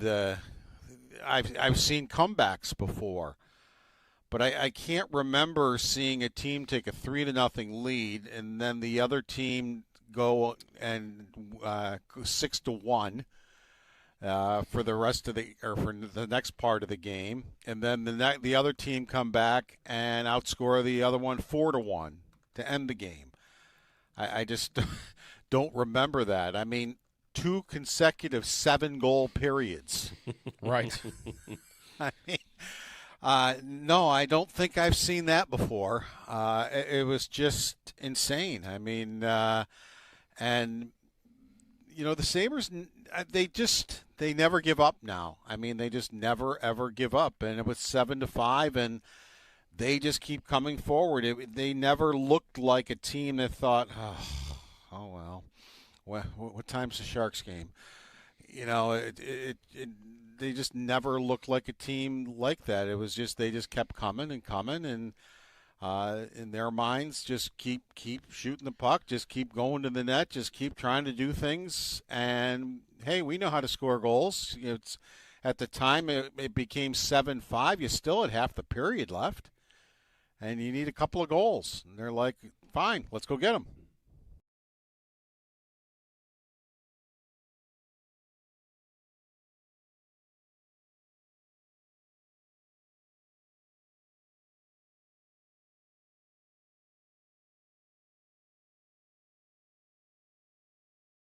Sabres able to get it to the line, and here comes the rush. Alex Tuch, shorthanded, scores! He's done it again! Alex Tuch, 4-1 Buffalo.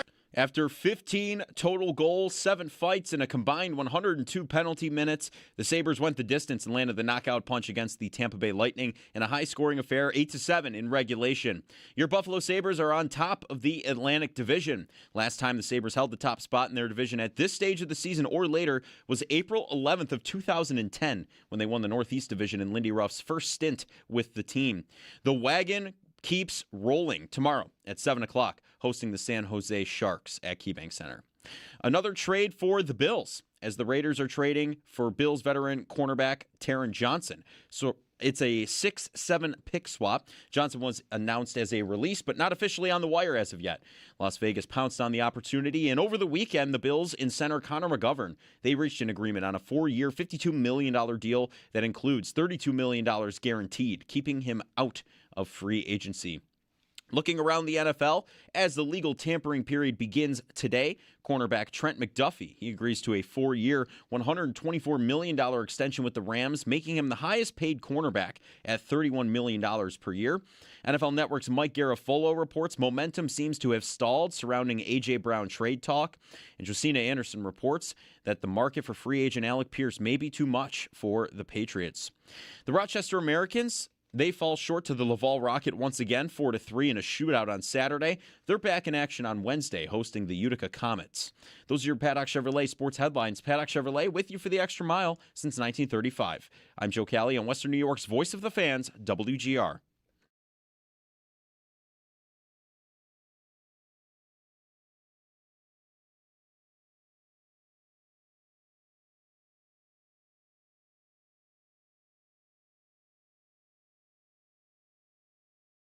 Norris with a big hit. Far side scores! What a pass by Rasmus Dahlin! And Zucker buries it! 2-0 Buffalo. One of the first moments of the game. For the moments in your life, go forth to Firth Jewelers. Moments of the game brought to you by Firth Jewelers. I just had another level of appreciation for everything that happened last night. It's Jeremy and Joe, Alt Joe and Owen Parker here as well. All four of us were at the game. How about this? Here, stat. Can I make this the stat of the day? We have other stats of the day. I have so many stats. We have a lot of stats of the day, but I'd like to give one more. They're showing one on SportsCenter even for this game right now. 15 combined goals and 100 penalty minutes. It's the seventh time it's happened. Yeah. There have been 1,000 games with 100 penalty minutes and only 200 with 15 combined goals. I wouldn't have thought it was that different. Yeah, I mean, 100 penalty minutes is easy to get. Bunch of fights. They used to score 15 goals like every game in the 80s, didn't they? Yeah.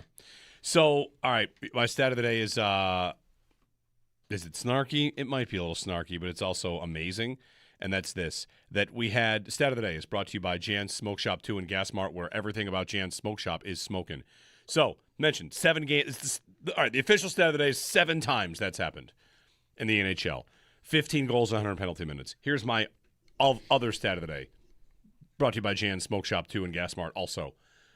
15 goals and a true miracle. None reviewed. Wow. None. No challenges. Just a game we were allowed to just exist in a world. There were no rules analysts. You know. Look at how many things happened last night, and not one time was the game stopped to make sure everything went right. I feel such gratefulness that nothing got reviewed. Yep. We didn't get to stop for a review. I will say, me and Owen did say at one point, the refs was spending an awful lot of time going over the timekeeper's bench. That's true. And we were trying to figure out why he was doing that, because it wasn't like right after the fights. It was a couple whistles later. And maybe it was because he was trying to figure out who was eligible to come back. I'll make that trade. Like after 5 minutes, because so many guys had been getting 5 and 10 minute penalties. True. Yeah, we didn't really even have a goal that would have been. I mean, the Doan goal could have been the one I thought the was game offside. winner. There's a lot of traffic there. Not one offside challenge. Not one goaltender interference. No. We could live like that every night, folks. Games would be better if they stopped doing it. We got 15 goals and not a single review. It's glorious. Brandon in Springville. Brandon, good morning. What's up, guys? I just moved back from Florida, and I took my 13 and 11-year-old to the game. My son's the older one, so I didn't have to coax him. But my 11-year-old daughter is not much of a hockey fan. Well, let's just say after last night, she's a hockey fan, and now they're feeling what it's like to, see a real Sabres team in action. But I didn't really want to bring this up, but I got to bring it up. Speaking of the Sharks, is the last time I remember a game like with that much emotion in that building was back in 2009. Craig Reve would definitely remember after that plane crash. My brother and I were there, and obviously somber at the beginning, but it ended with a standing ovation and a win. Mm-hmm. So, it's just wild, though, as a family to go and see that after living down there where, that's big in Sunrise, but not where we were. And it was just amazing to see her. I'm like elbowing my son, saying, buddy, look. And she's over there. My daughter's sitting next to me. And she's just screaming at the top of her lungs, going crazy and loving it. So I just got to give a big shout-out to the boys. And Sabres are back on the warpath. Yeah, thanks, Brendan. That's a great game to bring up for this. Like the greatest regular season games. And like the emotion of that, scoring with – doesn't Reve score with like 5 seconds left? It's not a lot. It's like the final 10 seconds, I think, of the game. Who wins it in overtime? I remember the tying goal. I guess I don't remember the winning goal of that game. I mean, they won it. We know they won it, though. Yeah. All-time. It's important. All-time game last night.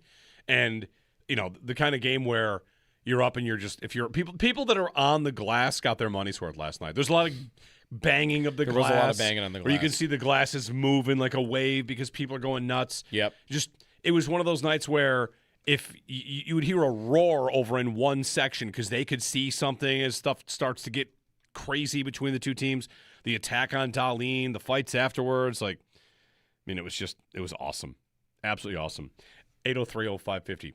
And it's just such a common refrain, like hearing people talk about their kids or their whatever, fans that are younger that are starting to realize that this is a thing. It happens every 20 years. And it goes away for a little while. Hopefully it's here to stay for a good long time and for a couple seasons.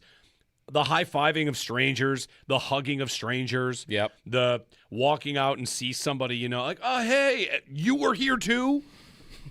Right. Man, amazing.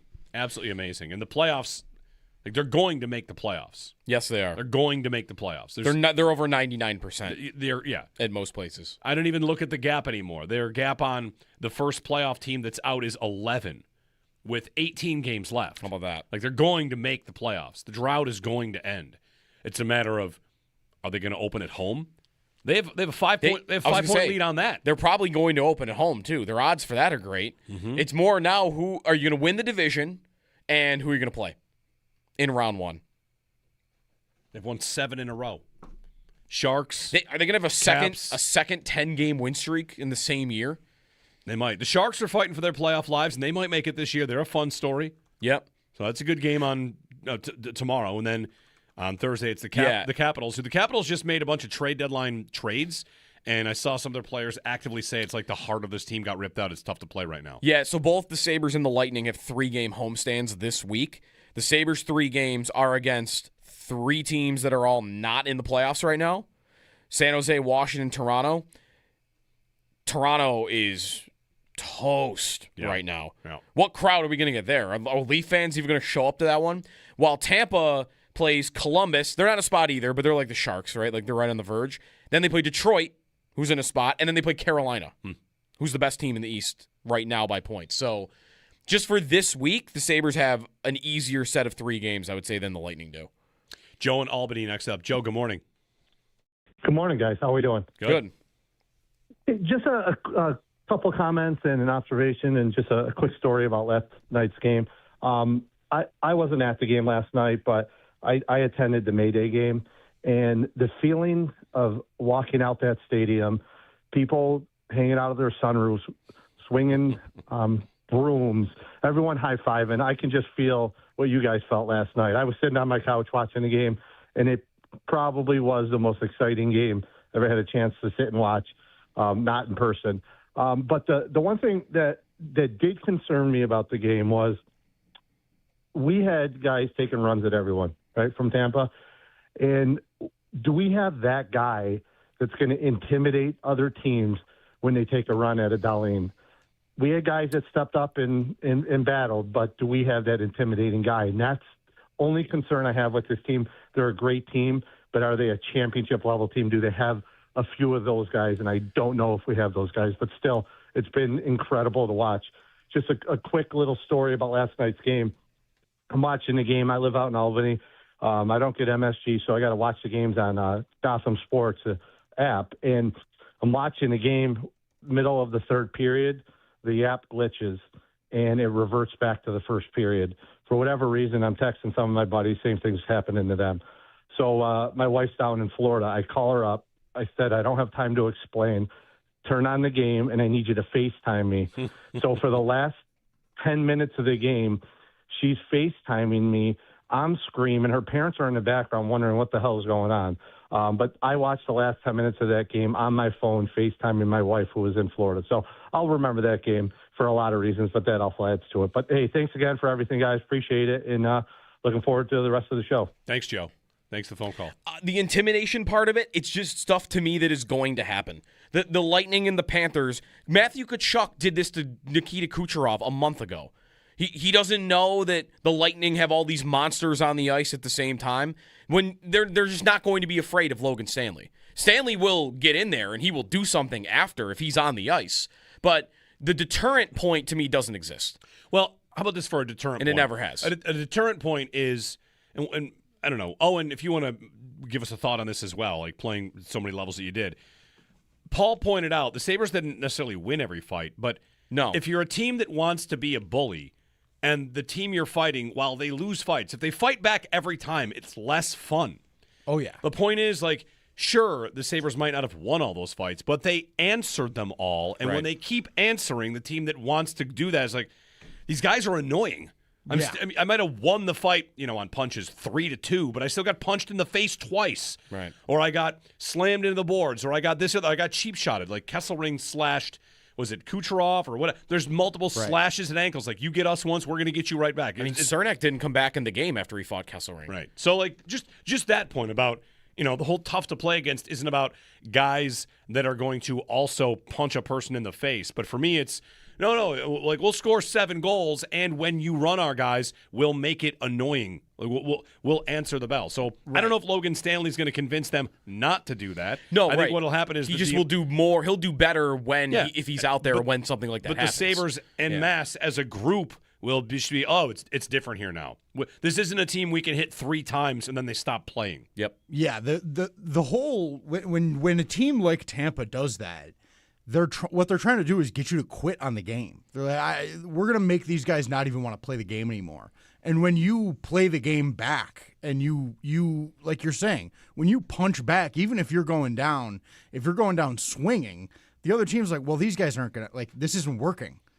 I can't get them to quit. They won't go away. Yeah. And that's what I think as fans we all appreciate. I don't care how bad everybody got. I don't care that Hagel got the best of Krebs.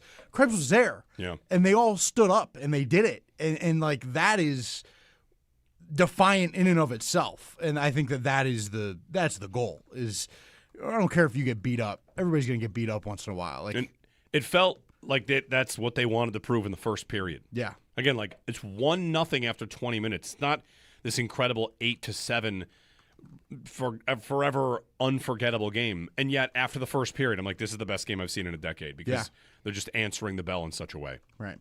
803-0550. Thanks, Joe, for the phone call. That said, Logan Stanley, like, he might make you feel better out there than someone else that's stressed. I'm excited to see him fight one of those guys. Did you see? For sure. There was a tweet going around about this game when Tampa went up like 6-4 or 7-5 about dogs in the game. Like, Tampa's got 18 dogs and Buffalo's got 14. Did you see this? I forget who it was. It might have been like some NHL guy. I saw that. Yeah. I'm looking for it now. It might have got deleted, so I can't find it. But the point was that when you meet in a playoff series, these are 2 good teams. And Tampa's going to win that series because they have a couple more guys, and Buffalo doesn't have that many just yet. Like, they're close, but not yet. And, like, we were joking in the break here, and there are a couple Sabres I think you can see that if they get to a playoff series, they're going to go into the press box. Like, we know who maybe they are. And last night's game, I'll give you one who he's young, so, like, there's still time, and Lindy might have been rewarding him late, but Ostlund made a horrible mistake late in a big moment in that game, and yet he still saw the ice. So he did. We'll see. He's young. He's got time here. Jack Quinn is going to be a very popular name for a guy that in a playoff series, like, Lindy's going to put him on the bench and put somebody else in the lineup. Metza's going to exit the lineup anyway, we think, but he got benched in that game because just that's not his type of game. And that's where Jarmo, these pieces he's picking up, like, all right, what guy do I plug in for a playoff game instead of the guy that I got? I will say in Ostlund's defense, his mistake was horrific in the second period. Part of why he's out there late is he draws that power play on the game-winning goal, and how does he do it? He is going to the front of the net, and I think he knows there's a chance here I am going to get drilled because I'm going to the front. And I think a play like that is proof of, like, that's the area I need to go to if we're going to play a physical series against this team. and he was willing to go there. So mental mistake aside, I feel like he's someone that could earn his way back into that. Those other guys I feel like are very likely to get scratched at some point if they play a long enough series. 803-0550. Beck Malenstein, Hive. How about that guy? Right? From second-round pick for this guy, I guess, to glue of the organization. Shout out Zemgus Girgensson scored a big goal last night. You simply can't let Zemgus score a goal on you. Jeremy and Joe. More of your calls. We'll talk to Sal. Some football chatter with Sal at 8, but Sal was at the game. So we're going to keep things rolling on the Sabres and Lightning last night. If you were there, tell everybody about it. If you watched it at home, whatever. Unforgettable game and your first place in the Atlantic. Sabres play tomorrow again against the Sharks. Jeremy and Joe here on WGR. Tampa will keep it. Luukkonen staring down a shot, and he's got it at the far post. Ukko-Pekka Luukkonen with the save.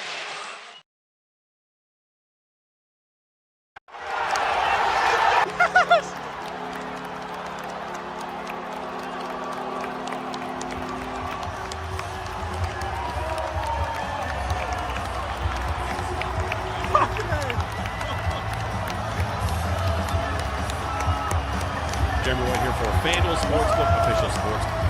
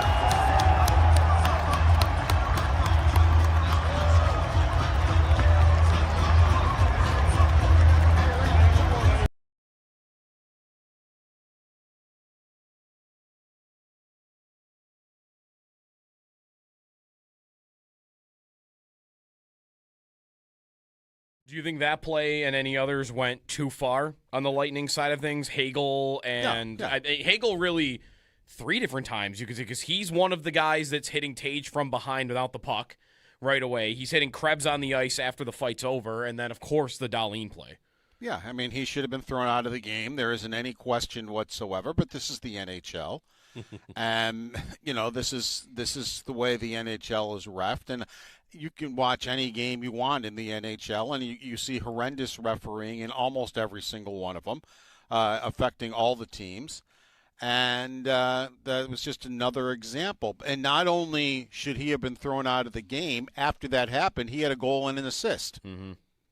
So if you throw him out of the game, it puts Tampa in a couple of binds. Number one, you're missing a forward, and number two, you're missing him. And, I agree with Lindy Ruff 100%. You see something like that, I mean, he's just throwing haymakers and connecting at Dahlin's head. Yeah. I mean, punch after punch. How many? Was it 4? Right, 5? with his back turned, by the way. I saw it, was it Ken Campbell? Like, someone compared it to the Bertuzzi Steve Moore punch, and, the injury doesn't happen, but the act itself does kind of look similar. Yeah, and Dahlin is taking it because he knows his team needs a power play, and he goes, I know there's a power play coming, so he took it. He goes, that's why. He goes, he kept his head enough to know that, and I don't even know if he would sense that. He probably is thinking we're getting a major out of this. I mean, he's going to get a 5-minute, and we need it right now. Now, he did get a double minor, and the Sabres did score on the power play. So, Dahlin, his thought process worked of, we need a goal here. So, so he took the beating. But, it's just, and I know, the referees do give players breaks depending on who the player is. Now, if that's a player who Rob Ray comes to mind. When Rob Ray was playing, if that was Rob Ray, he would have got 3 majors, 5 misconducts, and a 80-game suspension. I mean, but it was Hagel. Oh, well, we'll give him a break.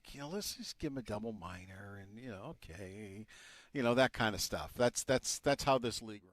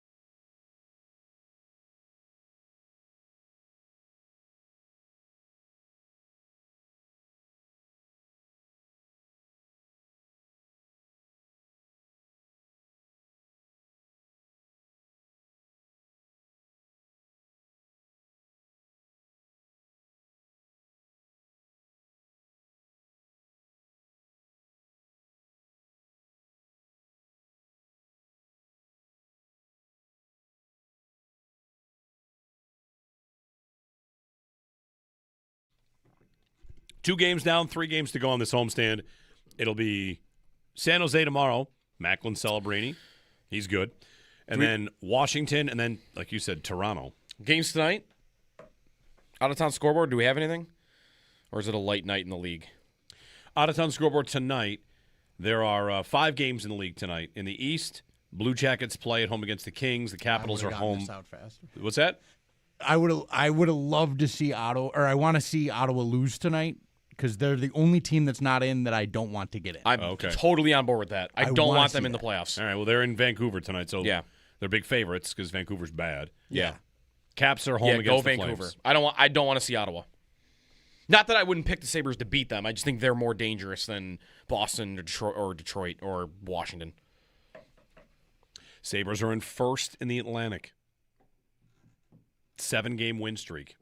They have a 10-gamer already on the cards this year, and could they get 2? Finish out the homestand and have 2 10-game win streaks in the same season. Jeremy and Joe, we're going to get to Sal on the other side, along with your phone calls. It is free agency legal tampering that starts today, which means like the NFL league year starts but doesn't start. You can make deals but not officially announce them. And the Bills were in on Max Crosby, according to Albert Breer. He went to the Ravens. Sal, coming up, your calls as we remember last night's game here on WGR.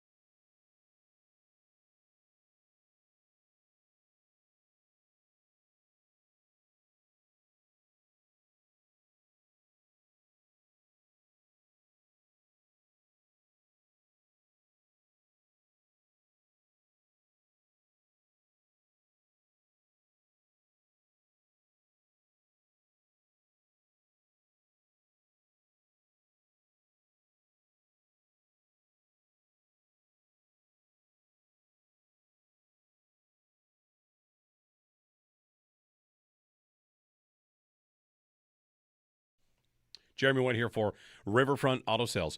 I spent the last 8 hours deciding how sheepish I should feel about feeling that good about a game in March. It's a March hockey game, and was it the greatest sporting event I've ever been to? It's up there. I was going to say, it might be in the conversation. It's not a long list. Man. I was comparing it to Game 1 of the World Series last night. Like, that might have been better, as good. I liked somebody on Twitter. Somebody made the comparison of the Bills' perfect game against New England. I kind of like that one. Yeah. I mean, it's not a playoff game. I like the Ottawa fight game. It was just. It wasn't a playoff game, but it felt like a playoff game. Better. I know it wasn't. It felt better than some playoff games I've been to. I mean, it's been a long time since we've been to some playoff games. Oh, man. Jeremy and Joe, good morning.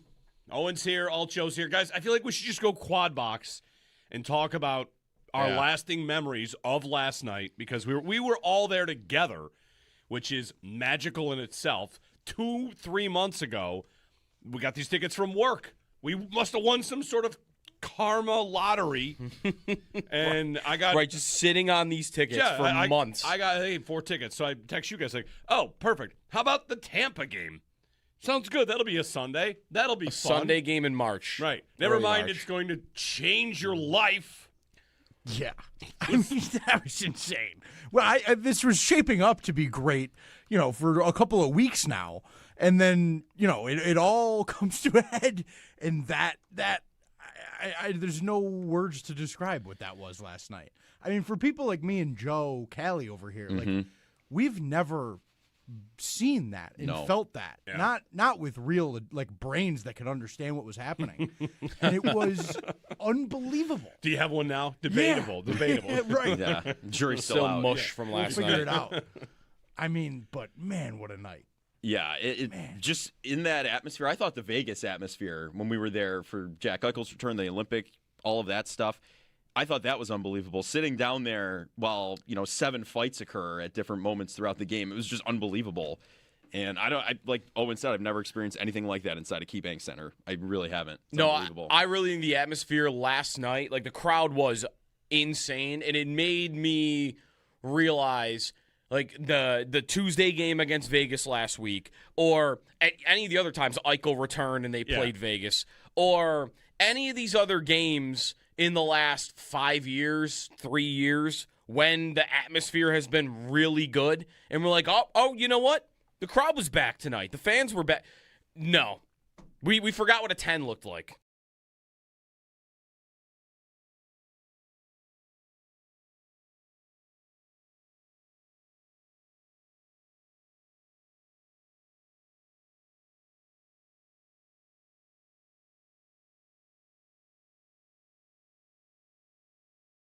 Sabres able to get it to the line, and here comes the rush. Alex Tuch, shorthanded, scores! He's done it again! Alex Tuch, 4-1 Buffalo. After 15 total goals, 7 fights, and a combined 102 penalty minutes, the Sabres went the distance and landed the knockout punch against the Tampa Bay Lightning in a high-scoring affair, 8-7 in regulation. Your Buffalo Sabres are on top of the Atlantic Division. The last time the Sabres held the top spot in their division at this stage of the season or later was April 11th, 2010, when they won the Northeast Division in Lindy Ruff's first stint with the team. The wagon keeps rolling tomorrow at 7 o'clock as they host the San Jose Sharks. Another trade for the Bills, as the Raiders are trading for Bills veteran cornerback Taron Johnson. It's a 6-7 pick swap. Johnson was announced as a release, but not officially on the wire. Las Vegas jumped at him. And over the weekend, the Bills and center Connor McGovern reached an agreement on a 4-year, $52 million deal that includes $32 million guaranteed, keeping him out of free agency. And looking around the NFL, the legal tampering period does begin today. Over the weekend, cornerback Trent McDuffie, he agrees to a 4-year, $124 million extension with the Rams, making him the highest-paid cornerback at $31 million per year. Josina Anderson reports that the market for free agent Alec Pierce might be too much for the Patriots, but that the 49ers might pay for it. And NFL Network's Mike Garafolo reports momentum seems to have stalled on A.J. Brown trade talk. The Rochester Americans fell short to the Laval Rocket once again, 4-3 in a shootout on Saturday. They're back in action on Wednesday, hosting the Utica Comets. That's your Paddock Chevrolet Sports Update. Paddock Chevrolet with you for the extra mile since 1935. I'm Joe Callie on Western New York's Voice of the Fans, WGR.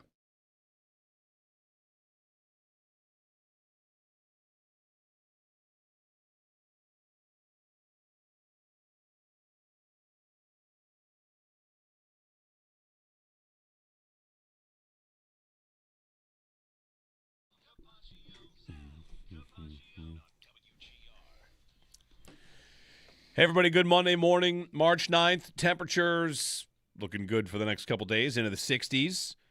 Last night at the Sabres game on the way in, Sneaky Joe wore shorts out of commitment to wear shorts to the game. I did. Because a week ago the forecast was for like 70 degrees. It was not 70. Hey, it was great. Once he got out of the wind, it was totally fine. True. Sal was at the game last night as well. We'll talk about that a little bit, get your take on it, Sal. And also, we got things to check in on the Bills as legal tampering opens today. The league year starts this week. We got Connor McGovern. We got Taron Johnson. We got some reports out there about the Bills' pursuit of other ideas. But before all that, Sal, I saw you at the game last night after the first period.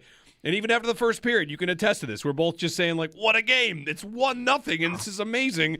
And, of course, there were going to be 14 more goals. Right, 14 goals later, it was pretty darn good.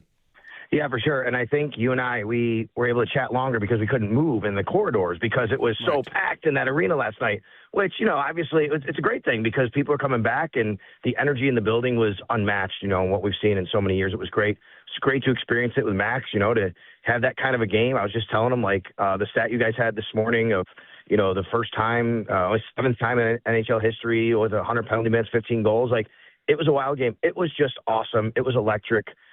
So just dialed in right now on what's happening with this team and this city and loving hockey again. And, I said, and I tweeted this morning that I never believe you guys, you've gotten the calls over the years. I'll never go back. They've lost me. We got those during the Bills drought. Yeah. But the response I've always had is that's not the case. This is Buffalo. I know we all know what hockey means to Buffalonians and to Sabres fans.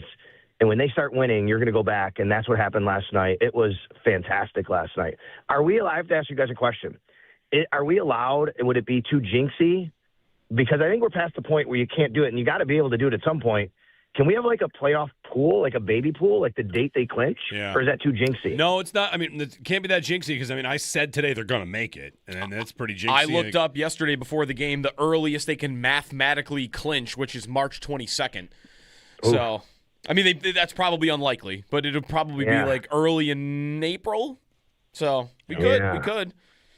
Draft games. Yeah, it was awesome last night, though. Yeah, it was great last night for sure. Yeah, they'll be clinching a spot, and then they'll be clinching what spot it will be. And, this matchup with Tampa. Sal, we've seen this kind of stuff, like rivalries, right? The Bills, since the Bills have gotten better, we've had these little rivalries with the Dolphins, with the Chiefs, with the Bengals, and maybe here come the Patriots again to kind of rebirth this.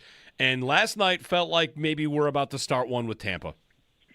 Yeah, and if you're a bit of an OG Sabres person or old guy like me these days and remember the playoff series with the Bruins and the Nordique back in the 80s and all the fights that went along with that and, Kevin Miller, Bruce Shoebottom, and what a name, right? These guys going at it on a nightly basis and Mike Hartman, there was just all these guys, all the guys that were just getting into fights every night, and it was a different time period then, right? It was just accepted, and when you went to a game, you expected all these fights. I think we were expecting something physical from the Lightning last night. I know I was, after what happened when they most recently played in Tampa. But that kind of went above and beyond my expectations last night, what was going on, and I agree with you guys. This is laying the groundwork for two things. A, maybe them meeting up again in the playoffs this year, right? I think that's a message being sent from each team. What was Yarmo's message? Teams are trying to push us around. We're not going to be able. That's not going to happen. They added some guys to say that's not going to happen. I think the Lightning had that in their mind. We're going to show them. We're going to go in there and push them around. The Sabres said, not only can we push back at you, we're going to score goals on you too, which is awesome. But I agree with you, Jeremy. This is also laying the groundwork maybe for a rivalry for the next several years. Yeah. Sal Capaccio joining us on the Western Hotline. All right, Sal, we'll dip into some football stuff here. If you want to call about the Sabres, we'll get back to hockey in a bit. We're talking to Dan Dunleavy, who had the call last night's game, coming up at 9 o'clock. But we did have Bills news over the weekend. Connor McGovern re-signs, and the story might be that he and Brandon Beanside hadn't really talked that much, and all of a sudden it comes together quickly, and McGovern is here. And, Sal, I feel like the number also is a lot lower than people might have projected because the center market is expected to explode. And for McGovern, it's 4 for 52, which seems fine, I think. Yeah, for sure. By the way, I'll correct myself. I think I said Kevin Miller. I meant Kevin McGuire. Before people start tweeting me and say, wait a minute, what are you doing? All right, so listen. This was – I never thought they'd be able to retain McGovern. Uh-oh, we're losing Sal. Going through a dead spot. We'll give it don't have the money. Here we go. McGovern and Edwards are both going to get good contracts. I'll also tell you, I know for sure that Connor McGovern loves Buffalo. He loves playing in Buffalo. The Bills gave him a shot to play center. That's what he wants. Center. He wanted to play center. He's a center at Penn State. So whatever the reports were, and we all heard them, right? There were reports that they hadn't met, and then reports there they did meet with his reps at the combine. Look, I mean, I like I said about the Dawson Knox stuff a couple weeks ago. Brandon Beane knows that there's a certain time period you got to get things done. It didn't have to be necessarily a rush. I think what happened here was the two sides both kind of felt out the market and the value. They knew that Connor McGovern wanted to come back. The Bills really love Connor McGovern. I don't think that means they don't like Cedric Van Pran Granger. But, man, when you have Connor McGovern and you can bring him back for a $13 million a year deal, considering what the center market is and could be, the Bills said, okay, let's do it. Connor McGovern said, let's do it, and things work out. I wondered, too, Sal, like if the story could have really even kind of sparked a talk of maybe Beane or the Bills are thinking, this guy is going to get $20 million on the open market, the center market being what it is. Guys are retiring, and that now there are more teams with needs. And, oh, wait, okay, sounds like he is almost offended by not having talks. Like, we'd be willing to do something, and we just don't think it's near what your market is. And then McGovern says, no, yeah, I'm good. I was willing to take a hometown discount the whole time. Because I think both sides would probably know he definitely could have gotten more on the open market. Yeah, probably right, Joe. And I think that could happen, right? Where you start to hear that and you poke in, well, wait a minute, like, let's make sure we're on the same page here. And also, let's remember, I mean, for the first time in 9 years, the Bills are doing a head coach search, right? And, I mean, that probably took up a little bit of, the time that would normally to kind of go into a lot of these things. Not that you can't multitask, but it does kind of eat into a little bit of your off season. So you have to kind of make sure you process everything, get to where you need to be, and they do that. I'll also say, to your point about, guys retiring, things like that, I don't think it's coincidence to me that the Bears, who are rumored to be a team that will be in on, and why wouldn't they be on McGovern? They trade for Bradbury, and then the next day McGovern signs with the Bills, right? So there's a team that gets eaten up by, they don't have a spot anymore, right? So, yeah, I just think, this is a good deal for both sides. They still have cap issues, obviously. And, oh, by the way, so everybody is aware, because of Connor McGovern's original deal, his void year did hit.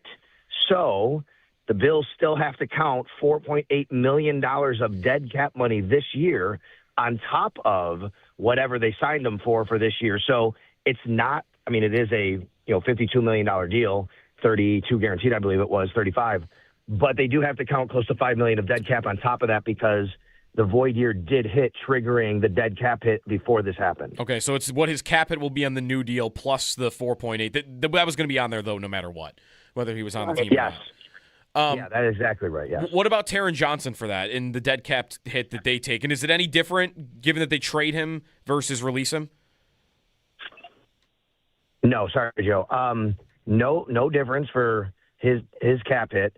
The Bills are still going to save $1.9 million.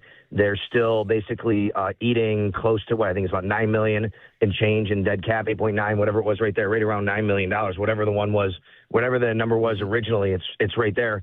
The only difference is the Raiders take on his base salary to pay him and say, okay, we'll take him now instead of having him be released. And, 31 other teams will have a shot at him. The Raiders do that. They take on his base salary, but the dead cap hit for Taron Johnson stays the same. Okay, so him personally, he gets to stay on the same contract then, right? For now, like the money will be the same for him. And they get a little bit of a pick, slide, 7th to 6th, nothing crazy. Yeah, exactly. I mean, I think so. What happened here to me was the Raiders basically said, let's not let this guy go to free agency. We really like him. I mean, we got to take on his salary, and the Bills are like, okay, well, we'll make the deal, but we got to get something in return if you want to do that. Because what's the point? Okay, we'll swap 7 and 6. So the Bills now they don't have a second-round pick still. They have a first, a third, a fourth, a fifth. They picked up from the, and then 2 6 and a 7th, I believe, is what it is now. I have to go back and check, but I believe that's what it is now. Sal Capaccio. Sal, one other non-Buffalo piece of news that Max Crosby got traded for 2 first-round picks to the Ravens. Albert Bray reporting the Bills were in on that. It would have been a big price, like 2 firsts, having already given up your second. Whatever. I feel comfortable saying I probably would not have done 2 firsts for Max Crosby before it all happened. But the Bills could, of course, get aggressive in the edge market today, right? Legal tampering. Trey Hendrickson is a big fish that maybe they could be after as well. When looking at their cap situation, Do you feel like there's still room if they want to go for a really big fish to do it? I mean, DJ Moore is a big name and a big salary, but the restructuring gets him down low for a cap hit this year, which for me makes me feel like they could, especially in free agency, right? Free agency is different than trades because you have to be under at all times. So you agree to this deal, and as long as the first year cap hit is low, like they could sign a Hendrickson in the right scenario. Yeah, and it's funny because you're seeing all these reports about where the Bills are with their cap, and they still have to clear X amount of dollars. By the way, Ed Oliver restructure over the weekend too that happened, right? So that's another $10 million they cleared, and on top of that, the reports are, well, they still have $12 million to go to be under the cap. All right, so I'll try to explain this best I can. All these things are happening; they can't be official until the new league year. You can release a guy, but you can't make a trade. So right now, the Bills, DJ Moore is not on their roster. The trade is not official. When the trade becomes official, which will be basically they can sign the paperwork Wednesday at 4 p.m. Once that happens, his contract will transfer to the Bills, and he is due $23.5 million. That's the cap for the Bills. Well, they have to have the room to make that happen at that minute that happens. Mm-hmm. Then as soon as it happens, they can process the restructure on their own and clear 17 of that, okay? So while everybody's saying they still got to get $12 million to get under, that's true. In order to add DJ Moore, they kind of need to do that. They will add him, and then they'll clear $17 million on top of the other, things that they've done here. To me, guys, I mean, I don't know the exact money now because a lot of it's moving parts right now. Like, to me, they'll have enough money. This isn't even a Dawson Knox restructure or whatever's going to happen with him. We don't know. This isn't even a Josh Allen restructure that we don't know. Hasn't happened yet. Is it going to happen? It seems like it very well could. They'll have enough money to put up front to go and get somebody because they can spread stuff out, just like they did with Ed Oliver, by the way, by giving him 2 void years and spreading that money out. So, yes, to answer your question, Jeremy, I think they can do it. One more thing before I let you go, Sal. On Dawson Knox, is there a ticking time bomb? Does it have to happen before the start of the league year, or do we feel like it just very, very likely will because that cap hit is exactly one of the things that kind of gums things up at a time like this? Yeah, I think it's more of the very likely will. It doesn't actually have to happen. They can transfer. I have to look on the date of it, but I think it has to happen a little bit after the league year anyway, where they can process the roster bonus into a signing bonus, and that can spread out. So they do have a little bit of time there. But, I mean, at the end, they could keep him on the team at that cap hit. I just don't think it's going to happen at $17 million. Yeah. The fact that we didn't hear anything about Dawson Knox being released with Taron Johnson, and of course now we know he's not actually released, he's going to be traded, with Taylor Rapp, with Curtis Samuel. When the Bills did that the other day and Dawson Knox's name wasn't on there, to me that's an encouraging / positive sign they're working towards doing something else with his contract. I would expect that, but there's always a possibility. They could still release him. Yeah. They could make him a June 1 cut, or like we just said, they could restructure his contract. Yeah, restructuring, like looking real quickly, restructuring saves them the least. So they might want to extend / get a salary because he doesn't have a lot of guaranteed money, right? So they could, hey, why don't we extend you for another year? And the cap hit comes down, and we're asking you to take a little less in the future, but you're getting more guaranteed because he doesn't have a lot of guaranteed money. So whatever. Sometime in the next 72 hours, I would imagine we get something on Dawson Knox, and maybe they're still. It's a good point, Jeremy. Restructure might not be the right word for him. It's more about either extension. Right? I mean, because of only having another year left in his deal, like you don't have a lot of place to put it. You'd have to add void years. They would basically kind of do what they did with Ed Oliver in this situation, I think. You know what I mean? And then you could add void years and you could restructure that way. So restructure is a thing here, but yeah, I would expect something to be done with Dawson. But I do think they can play in the pool if they want. There might be some more work to do to get there. But after the DJ Moore trade gets processed, they're going to be real tight. Then they're going to trade for DJ Moore to kind of make it fit, and then they can process that restructure, which we expect them to do. That'll clear $17 million. You don't need necessarily that money up front to sign a bigger player. You can basically take a lot of that money and give him, a deal where the cap hit is pretty minimal up front. Breaking just now, the Dolphins have released or will release Tua. Official. All right, just cut him. And I'm guessing that's going to be a June 1st release? I think it almost has to be because I think if they don't, it's like $100 million. I don't know if they can do that. So Tua will be released. Yeah. He led the league in passing in 2023. 12 games over 500 in 6 seasons. He will be released. They take a $99 million dead hit split over 2 years. So Okay, that right. does mean it's post-June 1 in that case? Yeah. Yeah, and just to clarify, because this happens every year, and I got it again last week, and it's okay. I don't expect everybody to know all the CBA rules and how everything gets processed here, but when it's a post-June 1 cut, like in this case for Tua, he becomes a free agent immediately. So he can sign with any team immediately, but the team has to carry him on their books at his original cap charge until June 1st. Then they can open up the money for this year that they clear, and they're still going to get charged with that half the dead cap this year, half next year. So that's what a post-June 1 cut does.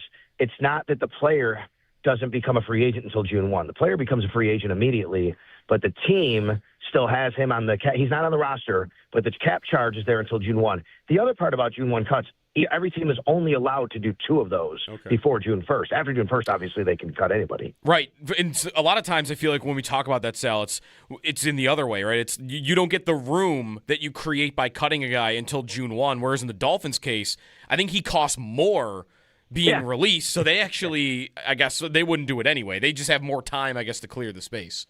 I mean, this is total reset mode for the Dolphins, right? I mean, I was when I was in Florida last week, a buddy of mine's a big Dolphins fan, and he said something that a lot of other people have said to me, which is they're finally doing it right. And that's fine. And I get it. Like, you're in a situation where maybe you got to do this to reset it, but there's no guarantees there, right? I mean, we've seen it happen here in hockey, and we've seen it in Cleveland in football, and the Jets in football, and where other places. Like, you can have this idea to reset it and do it right, so to speak. It guarantees you nothing. And we'll see where it goes for them. But they are, I would say, though, that I think the general sentiment is kind of the Dolphins kind of have to do this right now. Yep. Sal Capaccio. Sal, thank you. All right, guys. We'll see if the Dolphins make more moves, like maybe trading Jalen Waddle. I mean, they said goodbye to, Bradley Chubb, said goodbye to Tyreek Hill. I mean, really, now Tua is released. The next 2 guys will be Waddle, and it will be Achane. Are they going to pay Achane an extension when they're going to the bottom? Yeah. Like, why wouldn't you trade him too? 803-0550. Back at the Sabres, if you've got more time for it, we do, of course. Dan Dunleavy joins us at 9 o'clock. We'll get back to your phone calls. Sabres 8-7 winners over the Lightning in an incredible Sunday evening affair. Mark and Amherst is next up. Mark, good morning. Good morning. Thank you for having me. I'll tell you what, I loved that game last night with all the fights and everything. We got beat on the ice when it came to the fights. But I'll tell you what, little Frankie Krebs there, I have to give that man credit for standing up to somebody he couldn't beat. But it just shows you the mentality of the Buffalo Sabres. We are not a Drury team that's going to allow people to manhandle us. We keep this kind of play going, and it's great practice for the playoffs. Congratulations, guys, on the character that you showed last night on the ice. I love it. Thank you. Bye. Thanks, Mark. You know, if we're talking about what this team can do in the playoffs, you know, they don't have a ton of playoff experience. They have some. Zucker, Tuck. Byram won the cup. Byram, McLeod. Yep. Lyon. But I mean, Shen, if you want to include him. Shen, he's right, won yeah, 2 sure, cups. Shen. But one thing about their ascension is, to me, how they've looked against Tampa and Florida. Yeah. Those are the teams that are they as battle-tested as any teams could be for playoffs? They both won multiple Stanley Cups as organizations. Yep. They play a brand of hockey that the Sabres have for multiple seasons not been able to match in scoring, in truculence, and they still maybe can't match their truculence, but they show that they're willing to try, and that says a lot. The way they looked against Florida 2 years ago against Florida and last year against Florida, whenever they played, it looked like men versus boys, a younger team, not ready for the moment. And this year they took it to Florida multiple times, and the same is true of Tampa. Like, they've taken it to Tampa multiple times now. They've really looked good, I would say, against every team they would see in the East, right? Like, they've looked good against Montreal. They lost to Carolina, but remember, they got goalied in that game. They were absolutely the better team in that game. I think in large part, like, I would like to see them play the Hurricanes again, because that's their only meeting against them since they've really got going here, right? They played early in the season. They played a couple times in November. That's a test I would want to see again, but they're passing that test against everybody else they play. And again, like I just think they could outskate Tampa in some of those games on that blue line. And if they're not going to get bullied out of it, then you're in that series. Get some saves, and you are in that series. That would still be the one area that would concern me the most. Is they have a goal. They have a goaltender who's been one of the best in the world for a decade, and the likelihood that he shows up in a playoff series, I would still consider to be higher than either of the Sabre guys. Doesn't mean it can't happen. Line's been great, but Vasilevsky is an X factor. The Sabres goalies are very much at a. You have to see it to believe it in the playoffs. Yeah, I mean, we all know any goalie can get hot in the playoffs and win a round, and you never know. So they'll probably be doubted until that happens. 803-0550 and 1-888-552-550 on the Sabres win and this homestand and this absolutely magical run. Sharks next, Washington, Toronto. How many Leaf fans in the building? We're going to keep them out? It's a Saturday night. I mean, the thing about that game that might be annoying was like the Montreal game right before the Olympic break is Toronto fans bought those tickets in October. Shouldn't they want their before team, the Sabres were good, Yeah, and but- there not going to sell them to Sabre fans unless maybe actually they would because they're so bad now. Or they would go and root against the Leafs. That's what they should do. They should. It's possible. They should want to lose. Yeah, they're near the bottom. Yes, and they just don't. Man, I watched a bit of that Tampa-Toronto game on Saturday night. The Leafs have got nothing left. Actually, they've got no juice. They are in second last in the East. Yeah. Toronto's pick belongs to Boston unless it goes into the top 5, right? Isn't that what it is? Correct. Okay. Well, so that's actually even bigger for them. They should want to lose. Right. You don't want to give Boston the 6th pick in the draft. No, you should want to lose, get in the top 5, pick, and bounce back next year to give Boston a much worse asset. Guess where that pick is right now? 7th. They should really. That is a disaster for them. They should really want to lose some games here. They got work to do to get down to the bottom 5, or they could, win the drawing. 803-0550. Tua released. The Dolphins. Speaking of teams that should want to lose, the Dolphins should absolutely tank. I think they are 100%. Yeah, I think that's why they're on board. Like, don't try to convince me this $99 million dead cap hit is bad for them. They're probably glad because this is perfect. We don't have to pay anybody right now. Will be an excuse when we finish 3-14. It'll be because the previous regime left us with nothing. Is dead cap hit perfect? Go and win 3 games. Draft first. Call it a day. Yeah, you take it all on this year. Not all of it, but most of it. Like it's over $60 million. They have to take on the cap this year by doing this. But you're doing that so you can clear out the following years. So I think they had to do it. It's also so predictable to me. Like, I just think it's don't pay every single one of these guys. He was the one. He was the one where I would have drawn the line. Like, I don't think you have to say no to all the quarterbacks that are only pretty good. Like, you want to pay Jared Goff, go pay Jared Goff. I just thought the Tua deal was predictable. He's just eventually that is going to get figured out. He doesn't have the athleticism. He doesn't have the arm strength.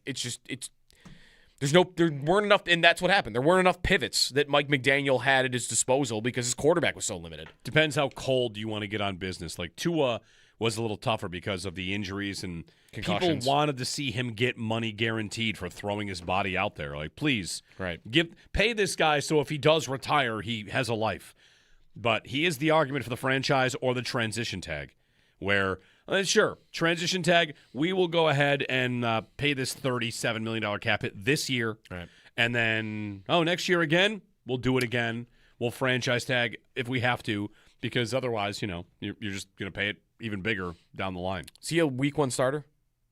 Tua?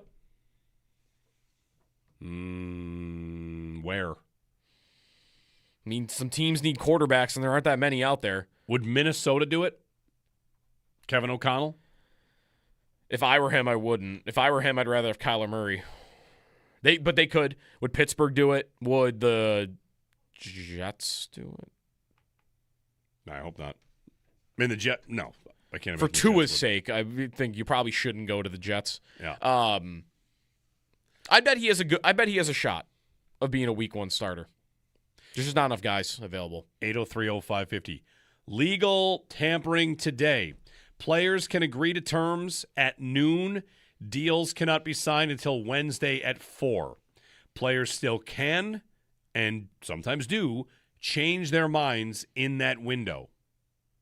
That's who's the Washington guy, the running back that the Bills thought they had. J.D. McKissick. J.D. McKissick. Yeah. Steve Palazzolo has tweeted Eagles legend Frank Gore. Did Frank Gore agree to terms with the Eagles and then never go there? I guess that's what that is. That did happen. All yeah. right. Yeah. So 12 noon today, players can agree to terms. It is very funny because, again, at 12 you can start legally tampering, which means you could agree to a deal right at 12 to indicate that, of course, there's been no illegal tampering before the moment the clock strikes 12. Speaking of Miami, Connor Hughes just tweeted that Geno Smith's preferred destination is Miami, where he's from.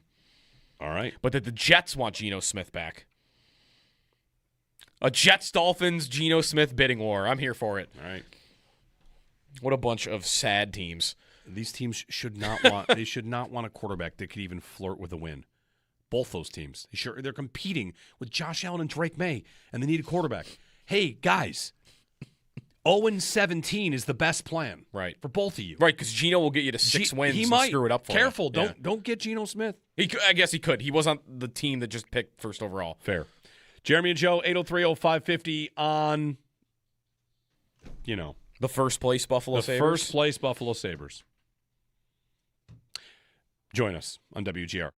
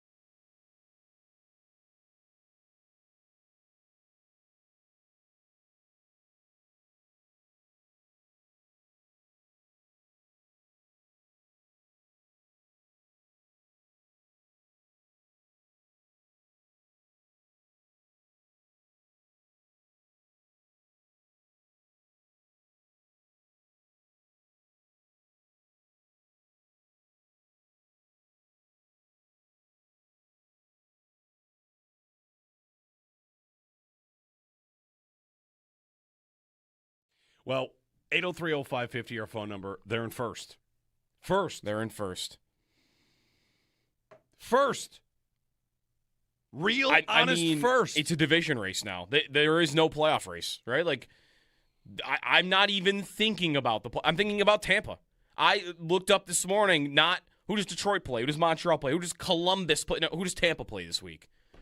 That's what I was looking up this morning. Mm-hmm. Not even watching these other teams yet. Or right now. I'm thinking about... How could you after last night and the place that they're in the standings? I'm thinking about a rivalry that rivals Carolina or Ottawa. Like, if they were to play the playoffs this year, are we going to just...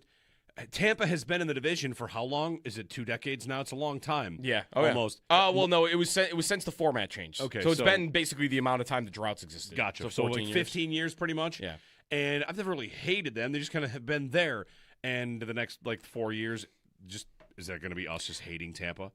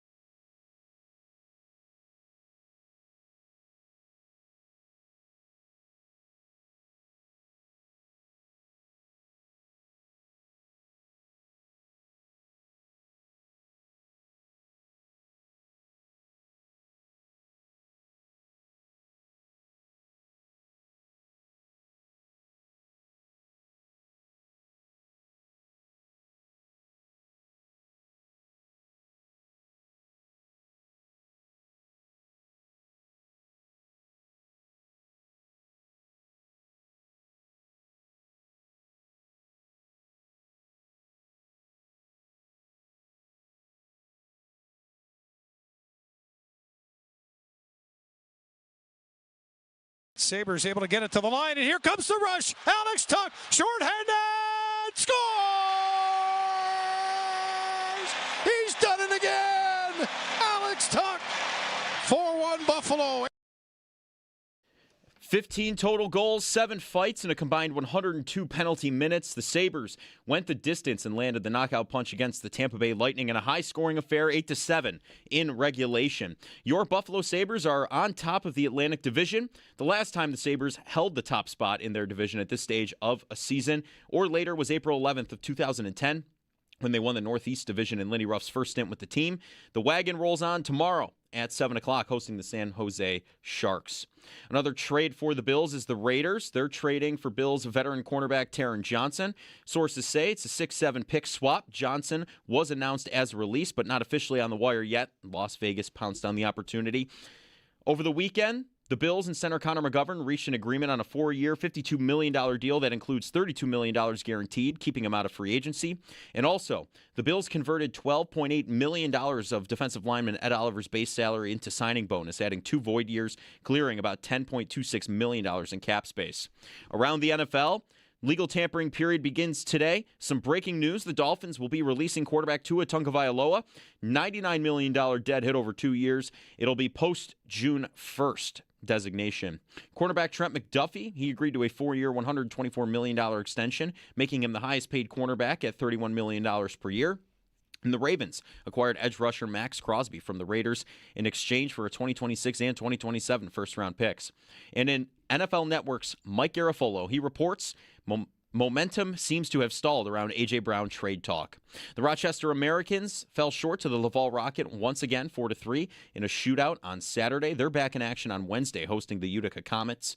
And buckling up takes less time than listening to this. No excuses. A message from the New York State Governor's Traffic Safety Committee. Those are your Paddock Chevrolet sports headlines. Paddock Chevrolet, with you for the extra mile since 1935. I'm Joe Cali on Western New York's Voice of the Fans, WGR.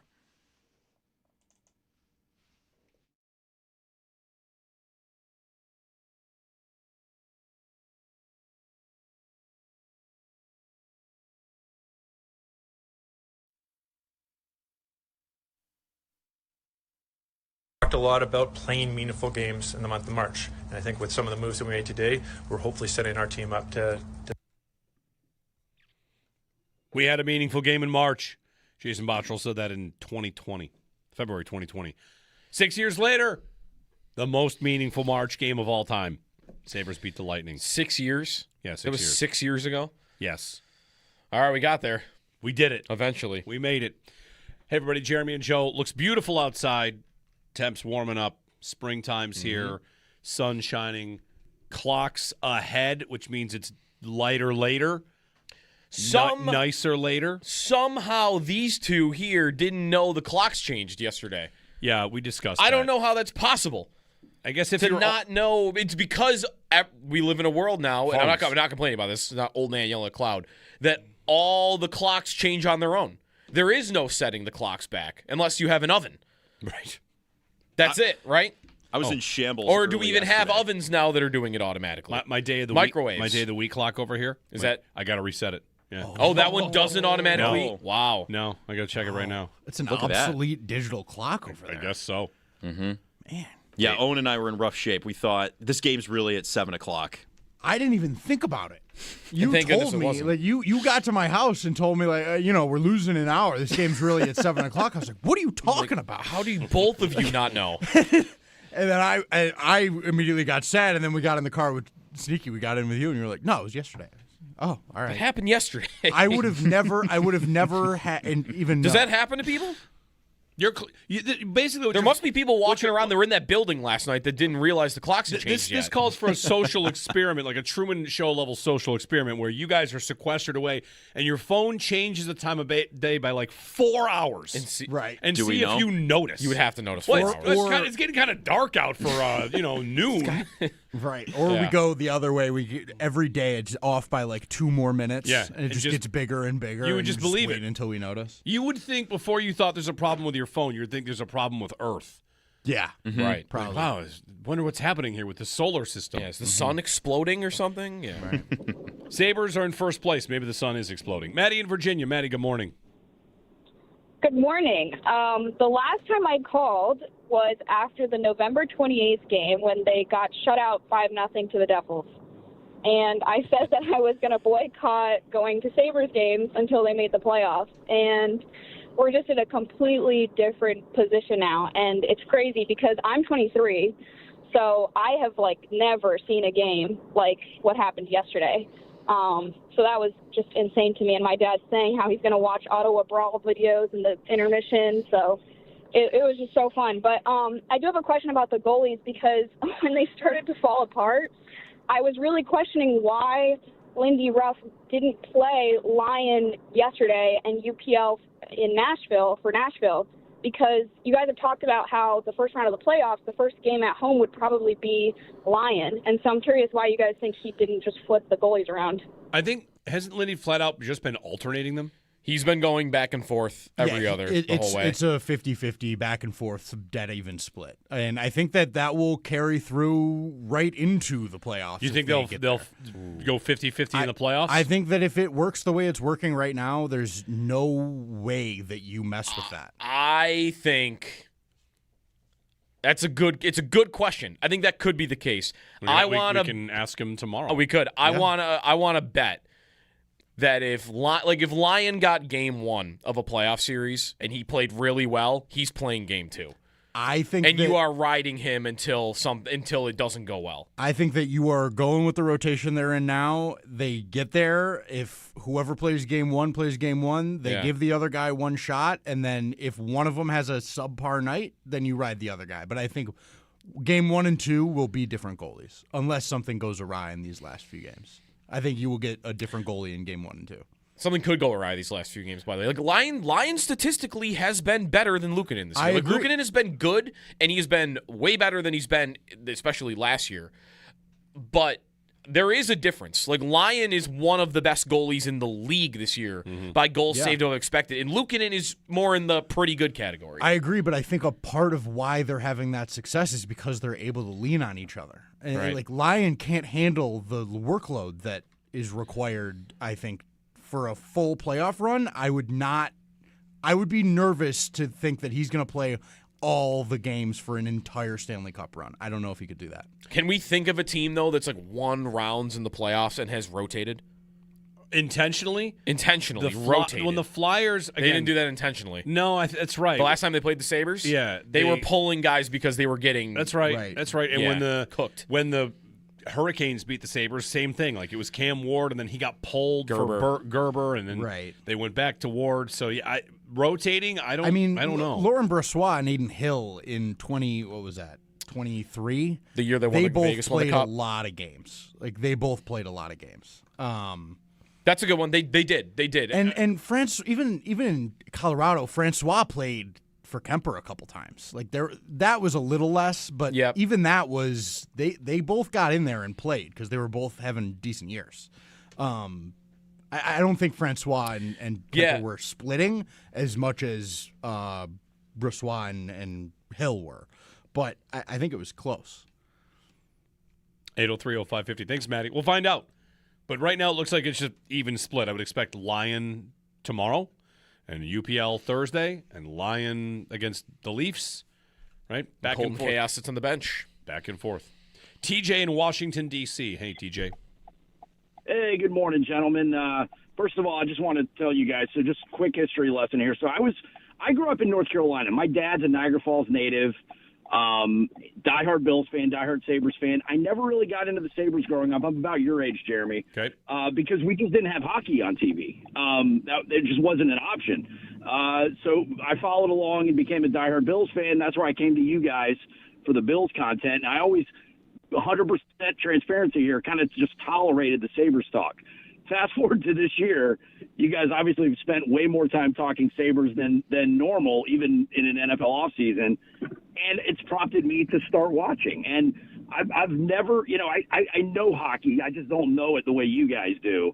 But hearing you guys talk so much Sabres hockey has made me an every game watcher now. Every game that's available to me on the ESPN app, my wife and I will sit and watch now. And last night, watching that game was like, it felt like a payoff because my wife knows absolutely nothing about hockey, but she'll watch a Bills game with me every week. And I'm like, listen, honey, they're doing well this year. They haven't made the playoffs in forever. Let's just watch. These are our people, Buffalo fans. They're excited. They're happy. Let's watch. And she's watched with me.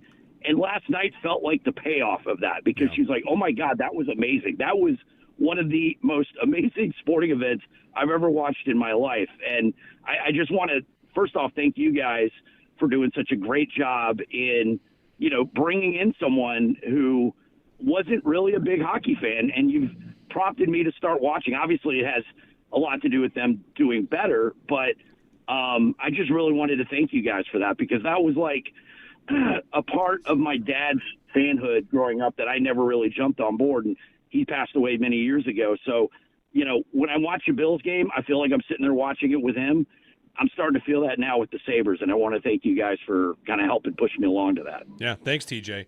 It 05, 06, 06, 07, it was like this. We talked about them relentlessly. You had some fans that kind of grew up with the idea that hockey season begins when football season ends, and football season used to end in December, kind of, and the Bills would not play January and February. Then the Bills got into January, and by then, the two teams being good at the same time, never. It hasn't happened. Not in my lifetime. I'm sure it has. 99. The 90s, sure. All right. But the Bills are one and done out of the playoffs. It's not like deep runs. But the two teams being good and fun at the same time, it has been forever. Yeah. So you kind of lean to the one that people want to talk about. And, 05, 06, 06, 07, we maybe have reached the phase where we ask all of you out there to start writing songs about the players and sending them to us. Yeah. That happened in 05, 06. We had a contest. People wrote songs and sent them in, and we played them. Mm-hmm. And we also had Nick Mendola playing a song that we wrote on the news. And, man, just on the news. He was on the news. He played it for Channel. I'm pretty sure it's Channel 7. They just had him on there. Yeah. Playing on TV. Like he did it live? Yes. That's incredible.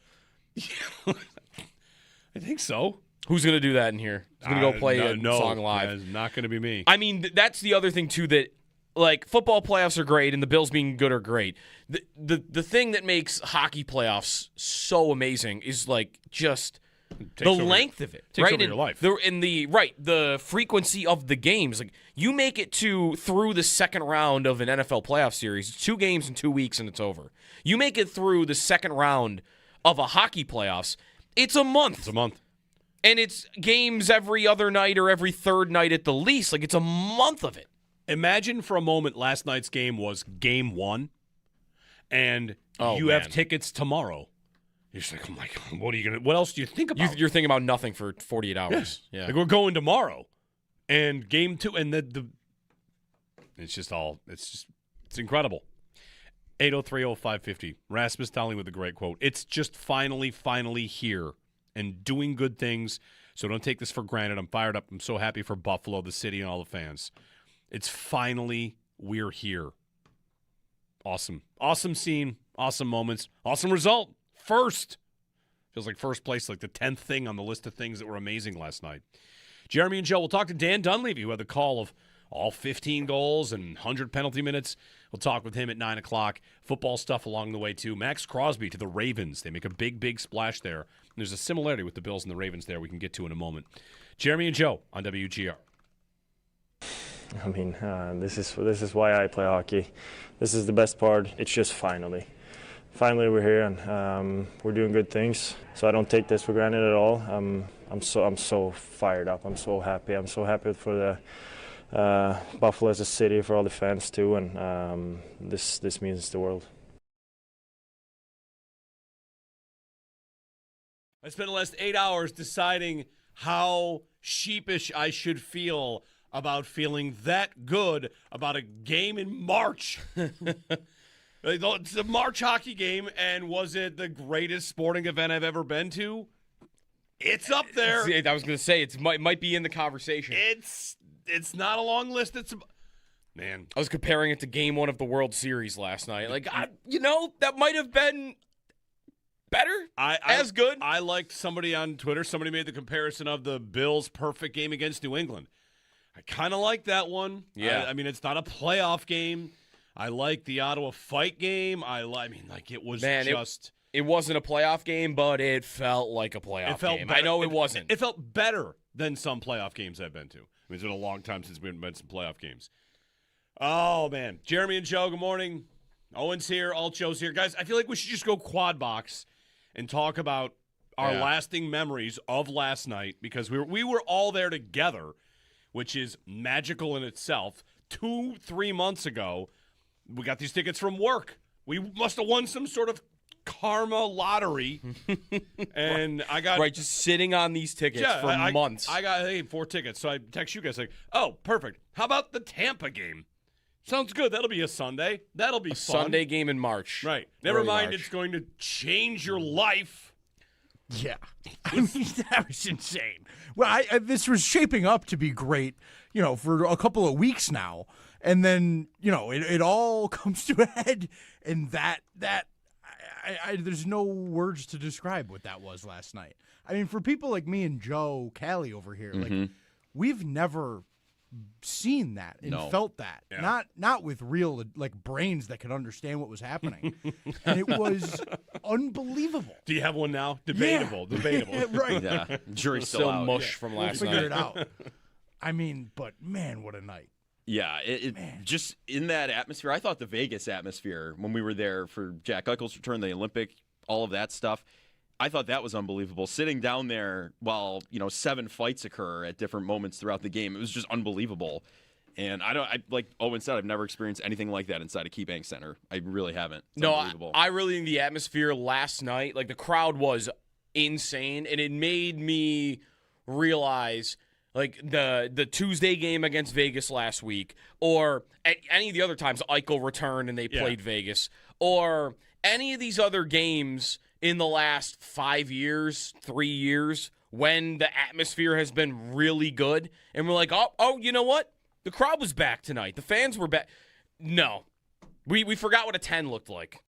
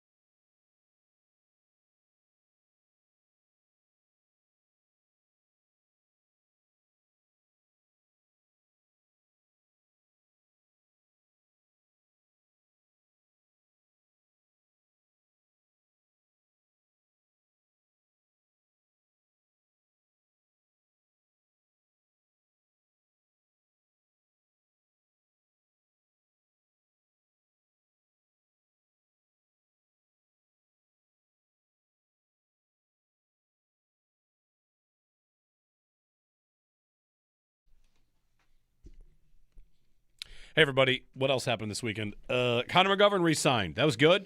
There was some good golf. The offense is staying together. Albert Breer has that they're going to shift the focus to the defense. Not a surprise. Maybe we get some big defensive news today. Trey Hendrickson. Alec Pierce is going to get paid. Don't worry. I'll tweet out my flow chart. You know how it works, right?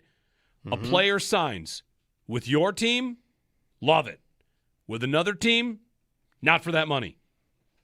Get used to it. I'll tweet it out soon, right after the show. We're too busy on the Sabres, though. Dan Dunleavy had the call. He's joining us next here on WGR.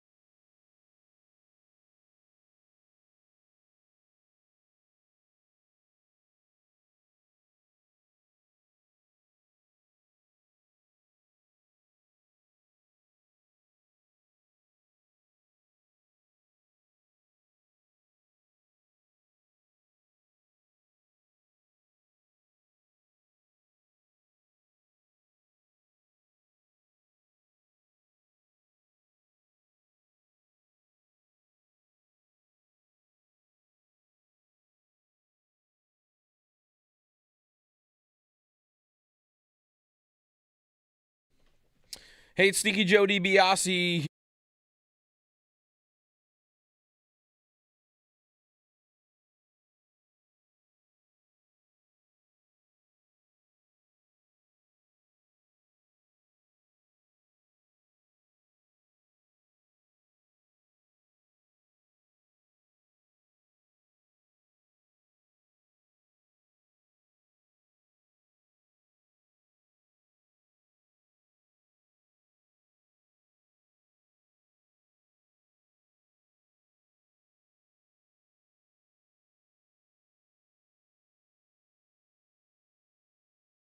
Paul, what a game, what a night. I mean, holy cow, right? It was you've been in that building for how many games? Hundreds? Is the number in the thousands? And between that and the odd, and it's a Sunday in March, and it's a game that no one will ever forget.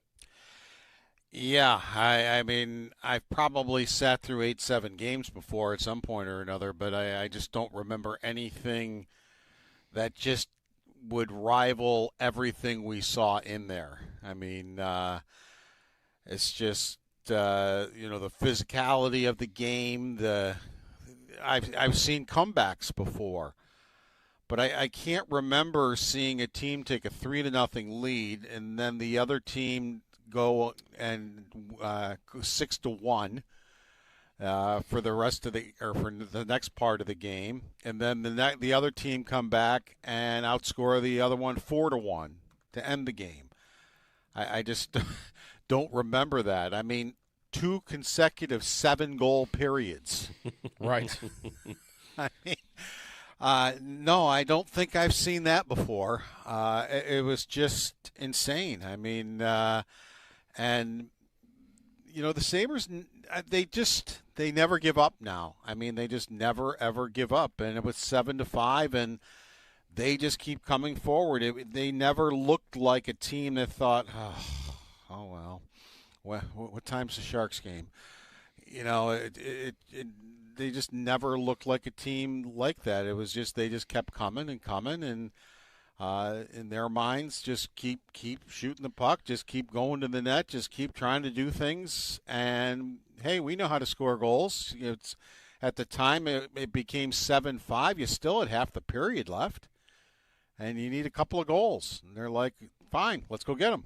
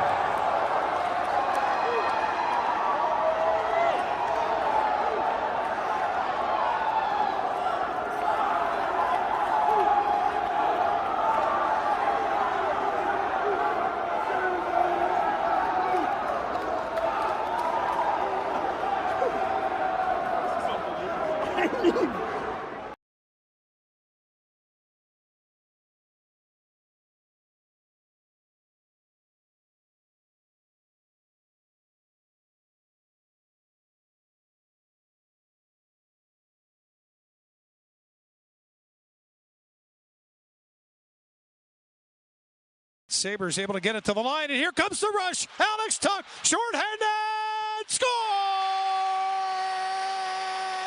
He's done it again! Alex Tuch, 4-1 Buffalo. 15 total goals, 7 fights, a combined 102 penalty minutes. The Sabres went the distance and landed the knockout punch against the Tampa Bay Lightning in a high-scoring affair, 8-7 in regulation. Your Buffalo Sabres are on top of the Atlantic Division. The last time the Sabres held the top spot in their division at this stage of a season or later was April 11th of 2010 when they won the Northeast Division in Lindy Ruff's first stint with the team. The wagon rolls on tomorrow at 7 o'clock, hosting the San Jose Sharks. Another trade for the Bills as the Raiders trading for Bills veteran cornerback Taron Johnson. It's a 6-7 pick swap. Johnson was announced as a release, but not officially on the wire yet. Las Vegas pounced. And over the weekend, Bills center Connor McGovern reached an agreement on a 4-year, $52 million deal that includes $32 million guaranteed, keeping him out of free agency. And also the Bills converted $12.8 million of Ed Oliver's base salary into a signing bonus, adding 2 void years, clearing $10.26 million in cap space. Looking around the NFL, the legal tampering period begins today. The Dolphins will be releasing quarterback Tua Tagovailoa. It'll be a $99 million dead cap hit over 2 years. It'll be a post-June 1st designation as well. Cornerback Trent McDuffie, he agrees to a 4-year, $124 million extension with the Rams, making him the highest-paid cornerback at $31 million per year. The Ravens acquired edge rusher Max Crosby from the Raiders in exchange for a 2026 and 27 first-round picks. And NFL Network's Mike Garafolo reports the momentum seems to have stalled around A.J. Brown trade talks. The Rochester Americans, they fell short to the Laval Rocket once again, 4-3 in a shootout on Saturday. They're back in action on Wednesday, hosting the Utica Comets. That's your Paddock Chevrolet Sports Update. Paddock Chevrolet with you for the extra mile since 1935. I'm Joe Cali on Western New York's Voice of the Fans, WGR.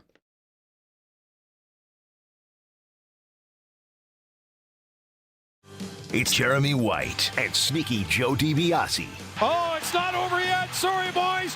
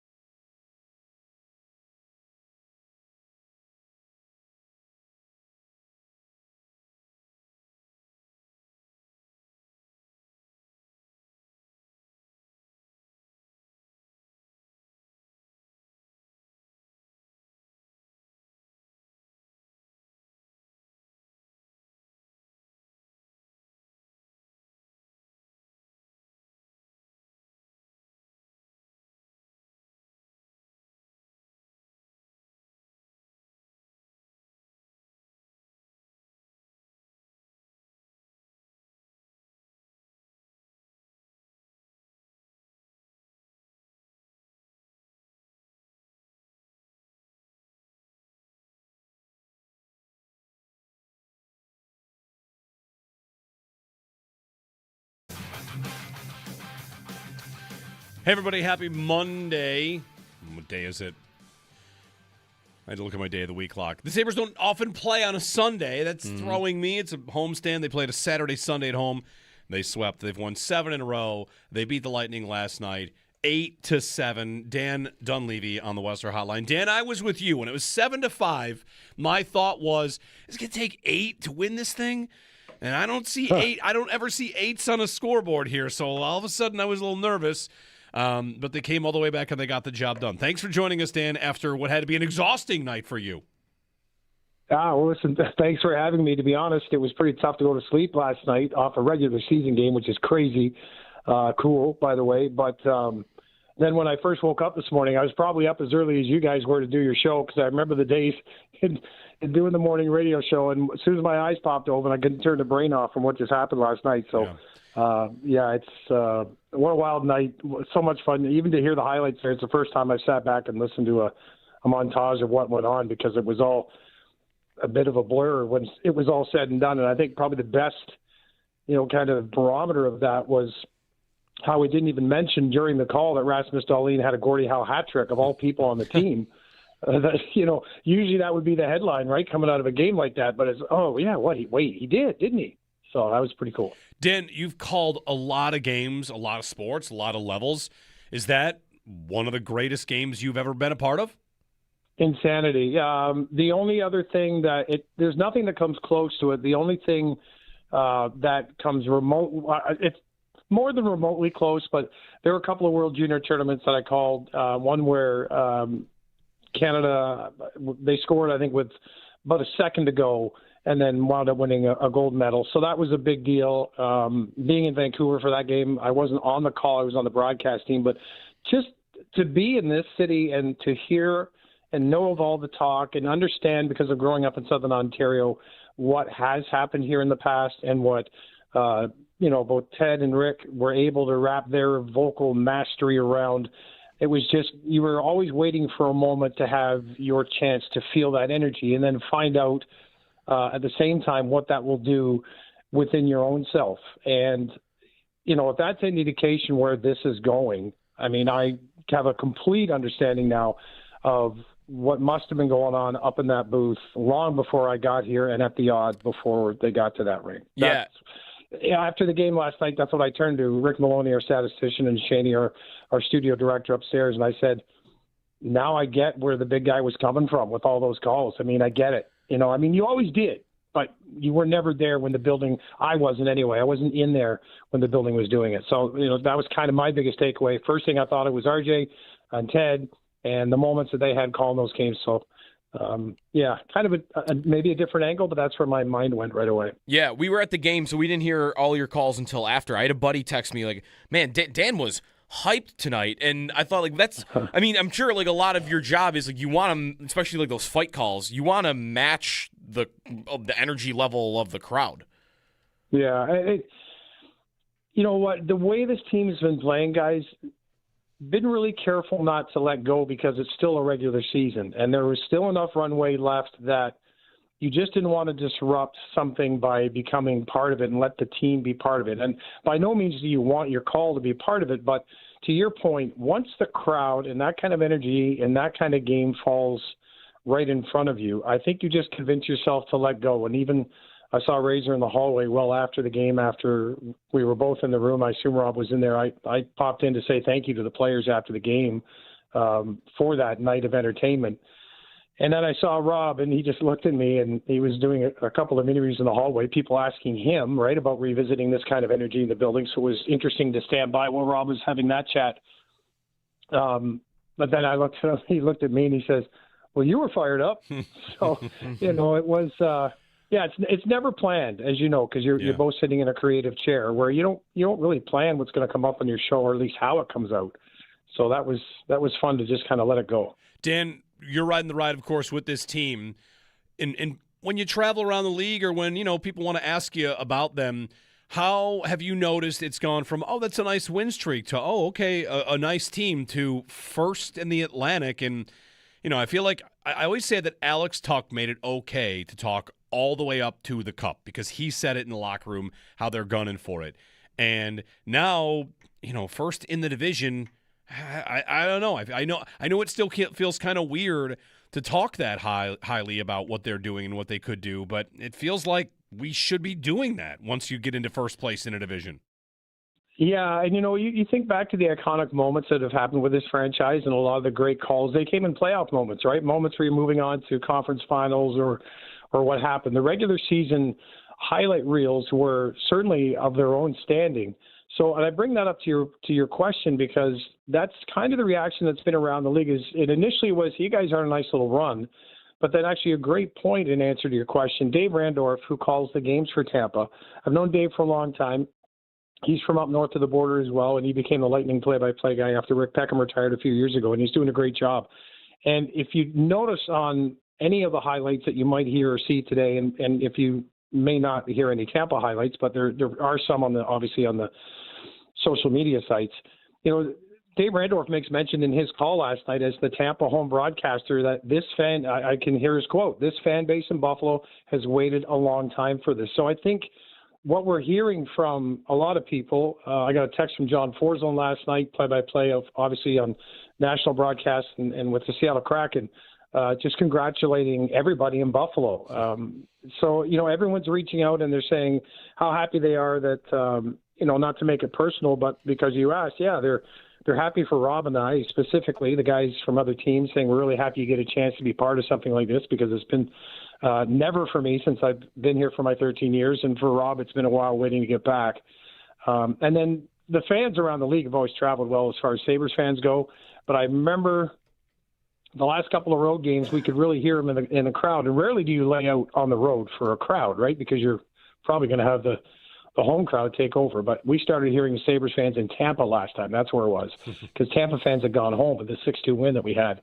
So we were actually able to lay out and let people in Buffalo hear the Sabres fans kind of take over the rink. So that in itself is pretty cool. Dan Dunleavy with us.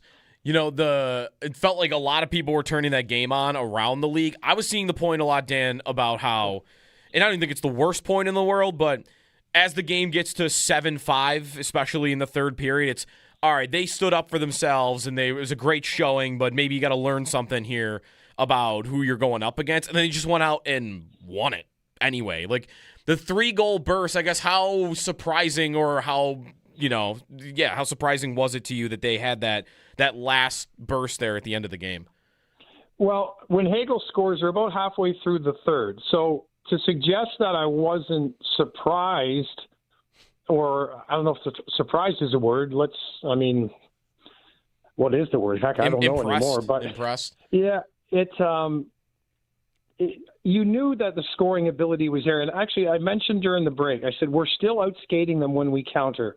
What was happening was when Tampa got to their game and started playing heavy and low and just leaning on guys in the corner and exhausting the D, and then getting the puck to guys like Kucherov, who, look, if you're good, you get the breaks. I mean, the Sabres have had goals go in this year for them, too, on some deflections. But, Tampa started playing well enough to get the breaks, and that's what got them back into the game. And the Sabres, you could just tell that the foot was so on the pedal for the entire game that there might have been a moment where, I think Zucker said it best, they had, and Rob brought it up early in the broadcast actually, be careful not to get away from your game too much, because your game is actually better than their game right now, and that was proven in Tampa. I'm not saying overall, but right now it is. It's just the depth and the speed and the scoring and the goaltending. It's all been solid. But as soon as you get dragged away from that, I remember Rob brought up, don't get exhausted with this, because they're going to keep doing it just to wear you down, right? That's the famous quote from Paul Maurice with the Florida Panthers, just, keep running them, keep wearing them down. I'm pretty sure Tampa, through that rivalry, is pretty accustomed to doing the same thing after all the Florida battles they've had, so they've brought it to Buffalo now. So there's half a period to go, and you're thinking if you could just get back to skating, you could at least get, after trading goals, you could get another one and then give yourself a shot, maybe pull the goaltender and see what happens. They didn't have to get there, and as soon as Rasmus did what he did, I thought there's more than a chance, because that guy who everything he just been through tonight scored that kind of a goal and took it on himself. And then Zucker and Doan. Zucker's goal to me was obviously the capper, because just the energy on the pass and the pass up ice, the way he settled it down and went. Then you got a break with the shot off the post and Doan being where he had to be. So that's not a break. That's two guys in front of the net. So it was a moment where you did turn and say, oh, this might be a night where they wore you down, and then the guys just said, no, we're not done yet. And it was just so cool to watch. Dan Dunleavy, he had the call of last night's Sabres win over the Tampa Bay Lightning. Dan, we saw Sam Carrick make his Sabres goal, first time on the score sheet, scoring a goal, got in a fight as well. And I wonder what you think about the addition of Carrick and also the two defensemen from Winnipeg, and I should throw Tanner Pearson here as well. Like, what Jarmo Kekalainen's set to do at the deadline, and what you think we will see come from that as this team moves forward? Personally, and I would think, I don't know how it's hard to not, people obviously can have their opinion, but to do what Jarmo did without upsetting a room that is literally so together, and, some of this comes from being on the road with the team, obviously for the past 13 years and now, and just seeing what winning and maturing of young talent at the same time is turning into. And Jarmo recognized it. The rest of his staff recognized it. So everything they did during the trade deadline, certainly from what we see up front anyway, was trying not to mess with that, and they didn't. And then you bring in people who have some talent and sandpaper in Logan Stanley. And I don't know if you saw the picture that's circling around. He was up in the booth with us last night and towering over top, obviously, of me, and we had Rob between the benches. Logan's in there, nicest guy in the world. Girl dad, 3 years old, family. He's from Kitchener-Waterloo. He's obviously nervous about the change for the first time, but excited to be here. Everyone's really waiting to see him add his size and physicality to the game. Good hitter, doesn't go out of the way to blow anybody up, but you don't want to run into him. And he will fight, and he was pretty intense watching that game with us in the booth last night for the few minutes he was there. So great addition. The other players, Luke Shen, I've known him for a long, long time since he came into the league. He's a house. He's a big man. He's a veteran. You want people to stand in front of the net and make sure nobody gets in the way of Lyon or Luukkonen. And obviously, in a rematch with Tampa against his former team, Luke Shen would not be shy to stand in there and throw the same bombs that we saw Malenstein and Peyton Krebs and everyone else throw in that hockey game. So those are great additions. Tanner Pearson, veteran experience. He's not going to be intimidated by a moment. I think there'll be some playoff moments ahead if this team eventually clinches that Pearson would just fit in seamlessly and just wouldn't phase him at all. That's exactly what as any general manager would want. And then as far as Carrick goes, I've known that young man since his first days in the OHL in Brampton. We were both there at the same time. He's always been, I know the word is overused a lot, but in hockey you have to be a bit of a dog, and he is. He just does not stop hunting pucks, hunting players, sticking up for teammates. And I saw the punch he took last night in his fight, and he just pops right back up and he's ready to go. And then I think the post-game locker room video of him with Rasmus Dahlin and the way he got up to get the belt and hand it to Rasmus was maybe the best quote of the game, where he said, "I don't know the bleep what just happened, but this is going to Rasmus." Because we were all thinking the same thing. I thought, you just spoke for everybody and you just got here. I mean, how does it feel for him? That's just so cool that he had that moment, I think. Dan Dunleavy on the call of last night's win over the Tampa Bay Lightning. The homestand continues. San Jose and Washington and Toronto. Dan, we'll be listening. Thanks for taking some time today. Yeah, no time for a sleeper on San Jose. That's a pretty talented team. So Celebrini, yeah. I mean, he's a Hart Trophy nominee. Celebrini and more. Yeah, they got a couple more, but yeah, the guy's outstanding. All right, guys, thanks for having me on. Enjoy the rest of your day. I forgot one more thing, Dan. One more thing before we go. Yeah. Your pick to win the Premier League. No, don't do this. I know he's. Come on, I know we're just Arsenal fans talking here for 5 seconds about another exciting race. Yeah, Arsenal's going to win. It was a cute little FA Cup game for a minute there.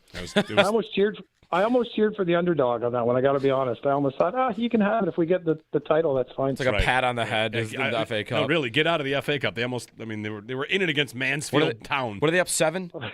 They're up 7. It's going to surely they can't blow it. It's going to be stressful. Thank you, Dan. All right. Thanks, guys. Have a great day. Dan's an Arsenal fan. What can I say? It's going to be stressful. They're up 7, but City's got a game. 7 points. But City's got a game. So now that's a game in hand? Yeah, so now that's 4, and they play. So City wins that. Now it's 1. You should feel good about it. 7-point lead. What's the Sabres playoff point lead? 11? I think it's 11. Yeah. 11. Hey. 11 points. I mean, I wonder what their odds. The odds I want to be looking up now are their odds to be hosting game 1. They are above 50-50. That has to be, I think. You want to know the lead on that? I mean, the lead on hosting a playoff game, hosting game 1 is 5. Right. And it's a tiebreaker. The Sabres are going to have tiebreakers over everyone. So call it 6. The lead is 5 over Detroit, and Detroit has 8 fewer regulation wins.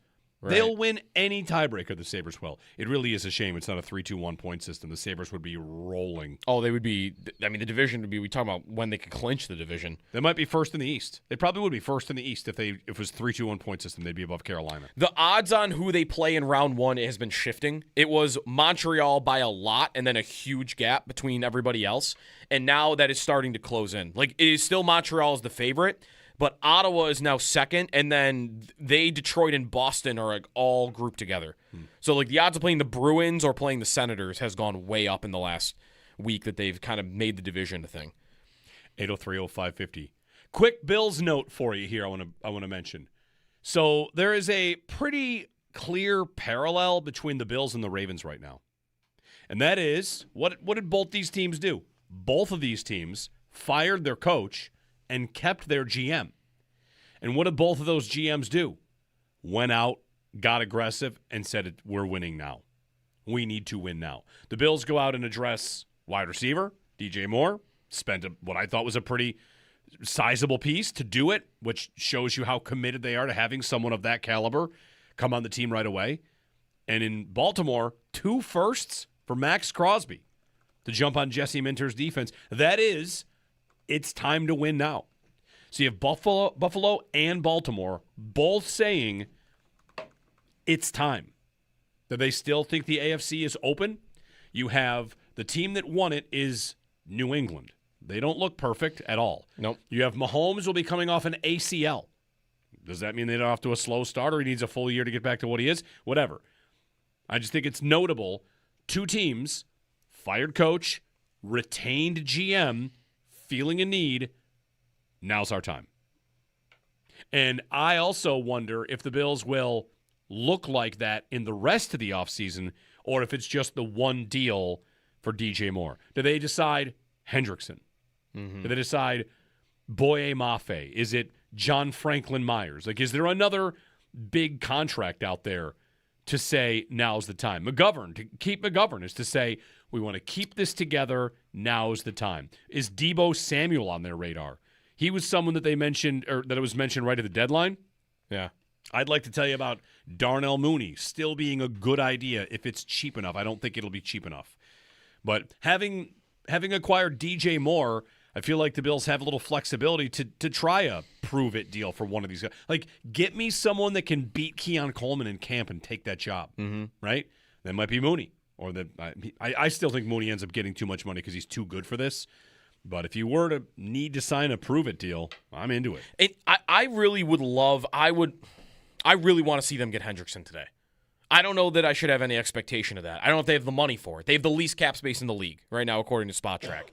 Can they go give Trey Hendrickson a monster deal? Yeah. Because they can. I hope they do. Because Hendrickson, to me, would still be something they haven't done this offseason yet. And they've already made 2 big signings. But what are those signings still in line with what they've done? They're signing pretty good players to middle-of-the-road contracts. That's basically what the DJ Moore trade is, and that's basically what the Connor McGovern signing is. These are pretty good players in the middle tiers of their positions. They're just doing it again. I'm not telling you it's a bad contract with McGovern, but when he is the 10th guy like that, and when you add DJ Moore into the mix, like, I'm still not answering the question of who are my big game-breaking difference makers in a game. I'm hoping Moore can do that just because of the position he plays. But Hendrickson would be that. I think totally would be that. More than anybody else that they've added this offseason or last offseason or the one before that. So that is still, I guess, a little bit of a frustration in the back of my mind is I don't mind the McGovern deal. It's totally fine. It's actually cheaper than everybody thought he was going to get. I like more of the player. It's more expensive. But I'm still out here spending money on players that are not actually elite players. Yeah, McGovern is going to make really good money among centers that will get blown up today by Linderbaum, who's going to sign for a really big number. And maybe a couple others. Right. And one more thing on DJ Moore. Like, I think DJ Moore, again, I'm not going to be over here thinking he leads the league in receiving, and I don't need him to. I need him to finish the job for them because they've needed someone to finish the job. I also kind of add this in. I know he has played for Joe Brady before. Mm-hmm. That doesn't really work for me as a selling point. Not to say it's bad at all. And I'm very happy that DJ Moore's on the team. I think, again, the price is a little much, but whatever. Like, these are the prices you have to pay when you are this desperate. But in history, receivers going to new teams, they don't need to have played together before. Diggs came here with no relationships, led the league in receiving, like, right? Immediately good.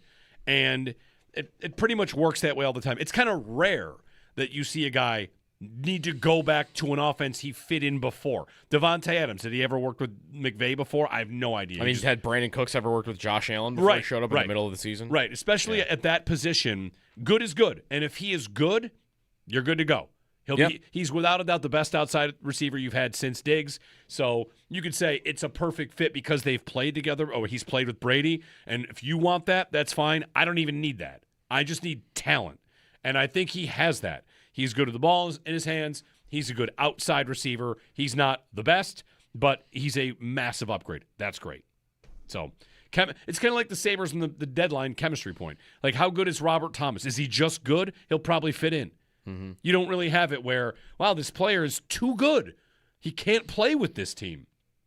Yeah. It doesn't seem to happen to me to my eye too much in hockey or even in football for that matter. And reminder, by the way, that all the Brady, even if you do care about the Brady experience with Moore, it wasn't all good. The second year of that deal, he had 1,100 yards on 163 targets. Yeah, it's not very good. By yards per target, there have been 130 160 target seasons in NFL history. That season by DJ Moore with Joe Brady ranks 117th by yards per target. So it was not efficient at all, and Brady got fired that year. So 1 year it was really good. The other year it was not good at all. It was a big number. 1,100 looks like a lot, but 1,100 yards on 163 targets is not a great season. 803-0550. Alec Pierce could get 30 today. Yeah, that's correct. I'm kind of glad they're not living in that contract. I like the player, but man, Listen, he's a little one-dimensional for me to be paying $30 million a year to. The key today is whenever a team, especially if the Bills don't have a lot of money, is perfect. Every player that signs, it is your duty to say, I wouldn't have done that. Right. This is the flow chart. I would not have done that. I will almost no matter what Hendrickson signs though for today. I will not say that. You say you would have done it. I will say I would have done it almost for any number he signs. Jeremy and Joe, give us a ring on the Sabres, on the Bills. Two good teams. What a time. Give us a ring here on WGR.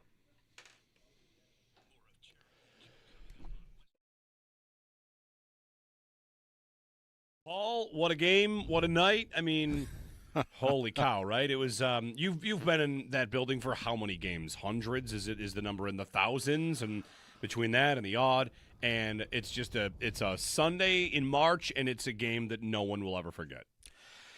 Yeah, I mean, I've probably sat through 8-7 games before at some point or another, but I just don't remember anything that just would rival everything we saw in there. I mean, it's just the physicality of the game. I've seen comebacks before, but I can't remember seeing a team take a 3-0 lead and then the other team go and 6-1 for the rest of for the next part of the game, and then the other team come back and outscore the other one 4-1 to end the game. I just don't remember that. I mean, 2 consecutive 7-goal periods. Right. I mean, no, I don't think I've seen that before. It was just insane. I mean, and the Sabres, they never give up now. I mean, they just never ever give up. And it was 7-5, and they just keep coming forward. They never looked like a team that thought, oh well, what time's the Sharks game? They just never looked like a team like that. It was just they just kept coming and coming, and in their minds, just keep shooting the puck, just keep going to the net, just keep trying to do things. And hey, we know how to score goals. It's at the time it became 7-5. You still had half the period left, and you need a couple of goals. And they're like, fine, let's go get them.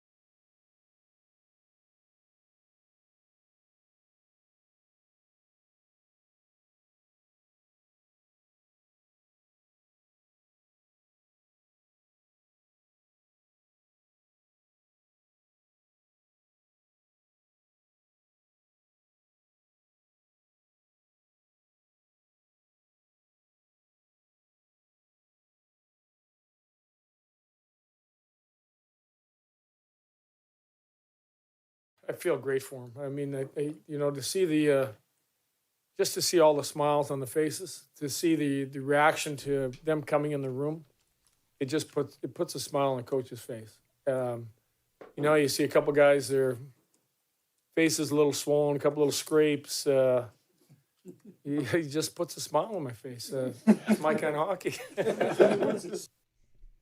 Lindy Ruff, have a suggestion in the YouTube chat that game be referred to as Bloody Sunday. Isn't there already a Sabres hockey game? I don't know if it's a Sabres game, though. I just feel like one? the Tampa game is going to do it for a while. The Tampa game. They play at home twice a year. Yeah. And the Tampa game. Yeah, I searched it, and I think the Avalanche Red Wings brawl comes up for that. Okay. But I guess that's not ours, so no, we could have our own. Also, eventually, the day of the week the game is on might be forgotten, but last night's might not. It's part of the lore. It's a Sunday game. Sunday, 6 p.m. Yeah, how many Sabre games do you remember what day of the week it was? What was the brawl game against Ottawa? That was Friday. It was a Friday. I think it was a Friday. At the end of the game, it was, we'll see you Saturday night in Ottawa. In Ottawa, They so played- the game was before Saturday. I don't know what. It could have been anything. Hold on, now I take that back. Could have been because Thursday. There would have been enough time in between for PTI, Kornheiser, and Wilbon to say the league needs to step in and not allow the next game to happen. Okay, so I bet the brawl game was That's amazing. I bet the brawl game was Thursday. It must have been a Thursday then. And then the next game, which would have been 2 nights later, was Saturday. It was a Thursday. Okay, Thursday. February 22nd, 2007. Yeah, I could have given you the day. I was sitting in the same seats we sat in last night. Work seats. I won the lottery with those seats a couple times. The Ottawa game and then last night in those seats. What was like Game 7 against Carolina on? Do you remember any of the playoff games? Game 7 What of days? Carolina was June 19th. Was it a weekend? I'm pretty sure it was June 19th. It wasn't a weekend. Well, it might have been. I went to school the next day. 5th grade. It was definitely... I remember the 5th grade announcements the next day. They played Bad Day by Daniel Powder in the tribute video. That's harsh. Yeah, it was not great. It's emotional. I guess so. The Jets are trading Minka Fitzpatrick. What are the Jets doing? The Cowboys are in deep talks for standout edge rusher Rashawn Gary. Okay. He could land in Dallas. I've also seen rumblings of Hendrickson going to Dallas. The Cowboys, they're putting it out today. Well, we were willing to give a first and a second for Crosby. They're chasing Hendrickson. They're chasing Gary. It's like they're trying to replace an elite pass rusher that they could have had. Yeah. Somewhere along the way. For the Bills, names to monitor today and to really be ready for, Leo Chenal, linebacker from the Chiefs. Yep. Everyone thinks the Bills are going to be after him because he played for Jim Leonard, right? Yeah.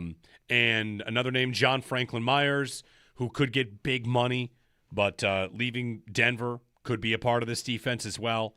So there it is. The Packers are trading Gary to the Cowboys for a 3rd-round pick. Oh, okay. So that's happening. We're doing this thing where we think players are going to be released and they're not, then they're traded. Rashawn Gary posted on Instagram, "Thank you, Green Bay." Yeah. And then took it down. There it is. Here we go though. I've got Schefter saying in exchange for a late-round draft pick, Rossini says it's a 3rd. We got to figure out this because this is what got me nuts about the DJ Moore trade. Rossini says day 3.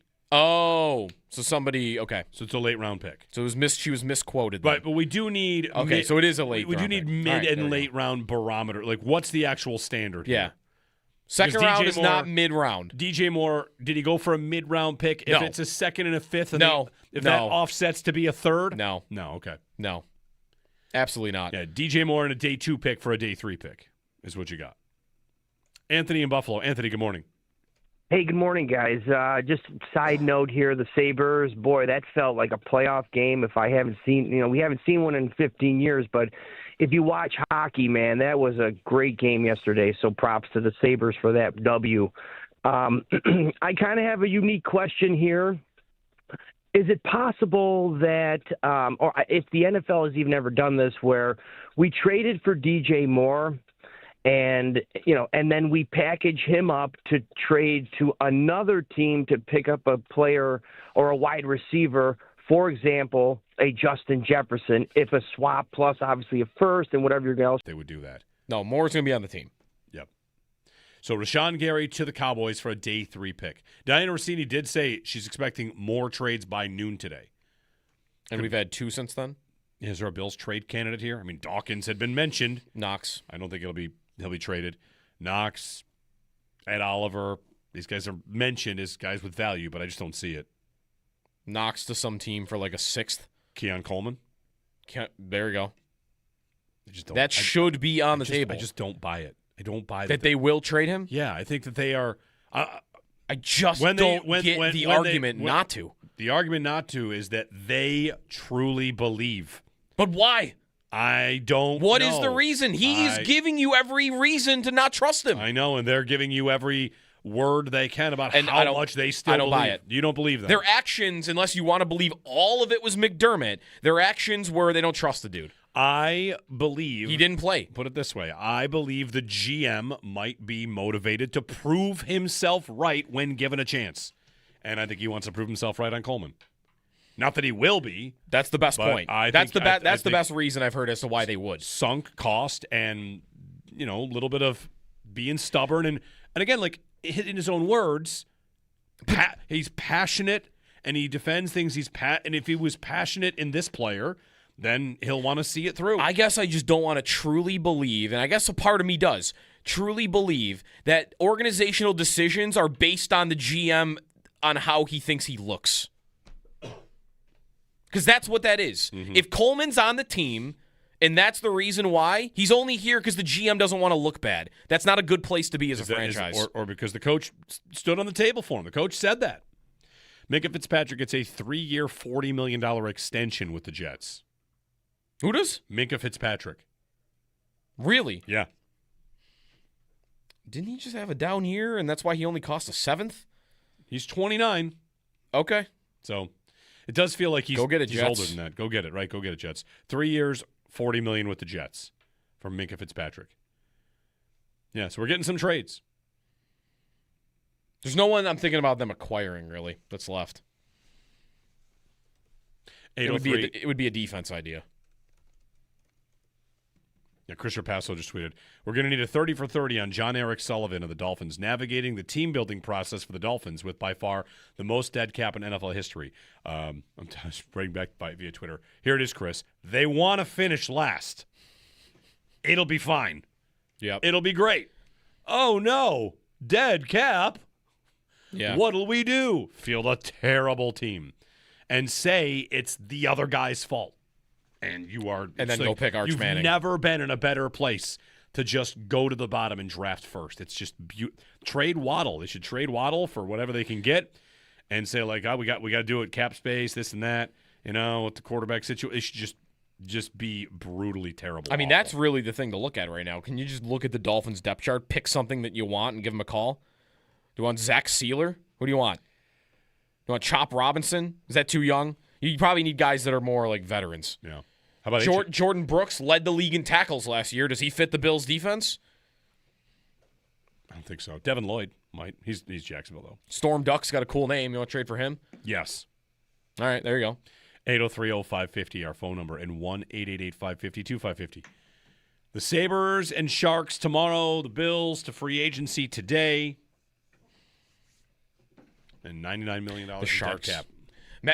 Fans are about to be introduced to Macklin Celebrini, who's one of the best players in the league. He's awesome. Like top 3 player in the league this year. He is awesome. Yeah. How old is he, 19? 19.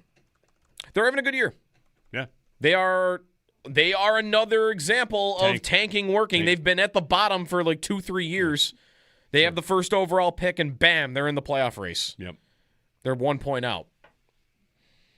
Not in first. Can't relate. Imagine what it's like to have your hockey team not be in first place. What's that even like? Can't even remember what it's like. Ever since last night about 9:30 p.m., that's all I can think about. It was the longest first period ever played. Oh, my. It was 4. It felt like 4 hours long. It was very long. I mean, the game ended. Didn't the game actually end around when a 7 o'clock game would end? Roughly? I don't know. Time and space did not exist to me. Between a hockey game on a Sunday, clocks moving, it being a 6 o'clock face-off, and the Sabres being in first place, you could have convinced me it was June. I mean, I don't even know what day it is. Still buzzing. 803-0550, our number. Hagel is now villain list number one. How right? come we're not booing He's Brandon number one. Hagel? We There should have been more boos for him. We should have been doing it anyway. I was the Sabres drafted him and he didn't sign, even though it's Bottrell's fault. We should just blame him anyway. The crowd gets a 9.9 out of 10 for me last night. The 0.1 was I would have liked a little more booing when he touched the puck. He is public enemy number one right now. Mm-hmm. Like, I've been wanting villains back. This team has not had villains because they've been so bad for 15 years. Now that they're back, you're going to need a villain list. And that dude just shot up to number one. He took a run at Tage. He hit Krebs on the ice twice with punches after the fight was over, and he attacked Dahlin from behind. He is number one. There's a point to be made also about locking in and paying attention. And we made this point about the Vegas game when Jack came and everybody booed him every time he touches the puck. That forces people to pay attention. And the crowd is better when everyone pays attention. You know what last night's game also was? So many goals and so many fights. Everybody had to pay attention to every single minute, and that leads to a better crowd. Like, if you could ever get a game where no one had phones, the crowd would be unbelievable. It's kind of like what last night was. It kind of was. Yeah, a no-phone game. It's kind of like I've been to a Premier League game where they don't sell beer in the stands. You have to drink it in the concourse. So when you're actually watching the game, you have nothing to do but just watch the game, and everybody focuses more. Yep. They don't have jumbotrons. Like, what are we going to do except actually watch the game? And last night's game commanded your attention. You know how long it's been? This is like a self-reporting my own, inability to focus. You know how long it's been since I've been to a game and not, missed one goal because I was looking at my phone or tweeting something? Mm-hmm. There were 15 goals last night. I didn't miss one. Mm-hmm. Not looking in the moment because the game commanded your attention. Who are we going to boo on the Sharks? Let's find somebody to boo. Jeff Skinner's gone. Yeah. And I love Jeff Skinner anyway. Let's see. I've got, I don't know. You want to boo John Klingberg? No. let's just boo John Klingberg every time he touches the puck. I don't feel the need to boo John Klingberg. How about... Isn't Ryan Reeves on their team? He is. I don't think he'll touch the puck that much, though. Fair. How about Barclay Goodrow? You want to boo him every time he touches the puck?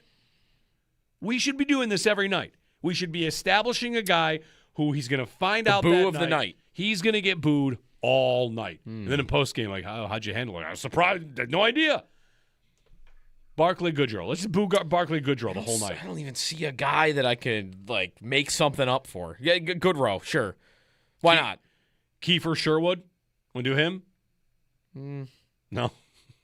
Alexander Wenberg? I feel like the Sabres were linked to him in trade rumors 100 times. How about Will Smith? I mean, when's the last time he made a good movie? Want to boo Will Smith tomorrow? They have a guy named Will Smith. Yeah, he's great. Okay. You going to touch the puck enough? Yeah, probably. He's from he's very good. He's from Boston. Boo him.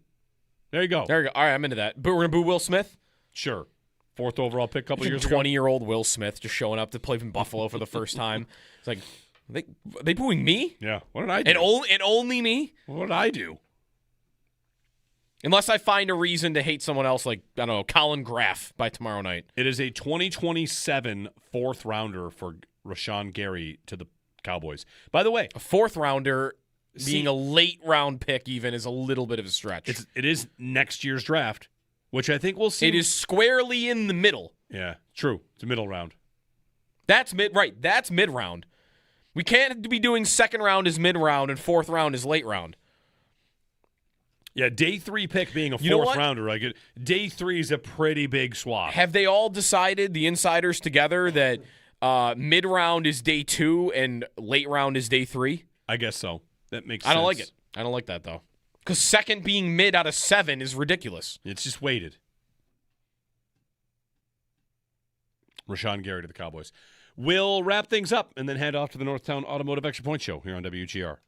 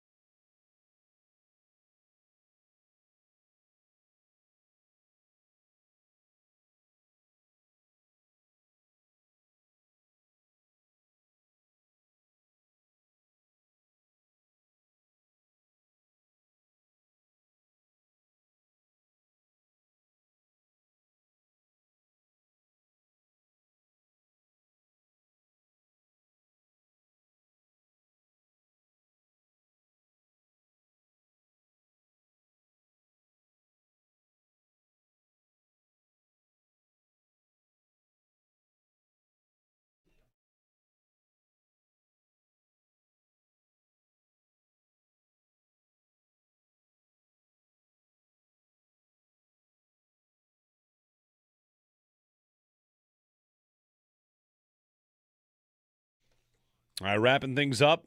Sal will be in for the Northtown Automotive Extra Point Show. What's up, Sal? I mean, it's like talk Sabres, talk Bills. I mean, we can do everything, right? I mean, we had to do it this morning. It's great to be able to talk about both. So basically today, open up the phone lines for the first half hour, whatever anybody wants to talk about, but I'm certainly going to start with last night's game. Paul Hamilton at 10:30, Matt Bove at 11:10.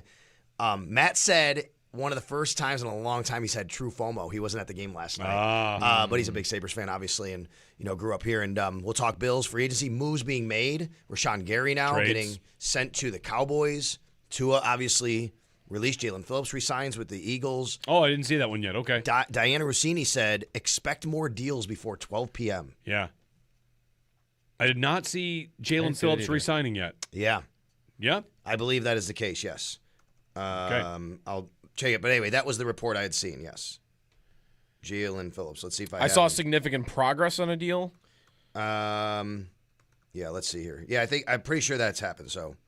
Right. We'll see. We'll see, though. But I think that was something I'd read. So, hey, if it's well, it can't be official till. Remember, you guys were talking about the. He can resign there. He can, yeah. Remember, you guys were talking about guys could change their mind. Anthony Barr was the poster child. Yeah. Anthony Barr. Jets, Vikings. Yes. So what happened? The Jalen Phillips thing came from an account we were talking about off the air earlier that is now taken down again. Oh, Ricky? Yeah. Yeah, he got taken down again. I just want to say it because it's so funny. Right? He got taken down again. For anybody it says it come from an account that no longer exists. I could see the tweet, but it won't let me click on it. Yes. Okay. Interesting. This Ricky account that makes me believe that it's real, though. Yeah, Ricky had been getting scoops, and someone had been trying to shut it down, and they did, and I think it's come back in a different form. But no, they shut it down again. Okay, the new one. That is amazing. Well, like why would he get shut down? That account? I don't know. I don't know either. You have all these other people out here with these fake accounts, and people believe in about Brian Thomas Jr. And all I know. that. It's the legend of Ricky, who also had Trey Henderson to the Cowboys. We'll see if that happens. Okay. All right, Sal's on the way. We're back tomorrow. We'll talk to Lindy ahead of Sabres and Sharks. Homestand continues. Thanks for listening. Go Sabres.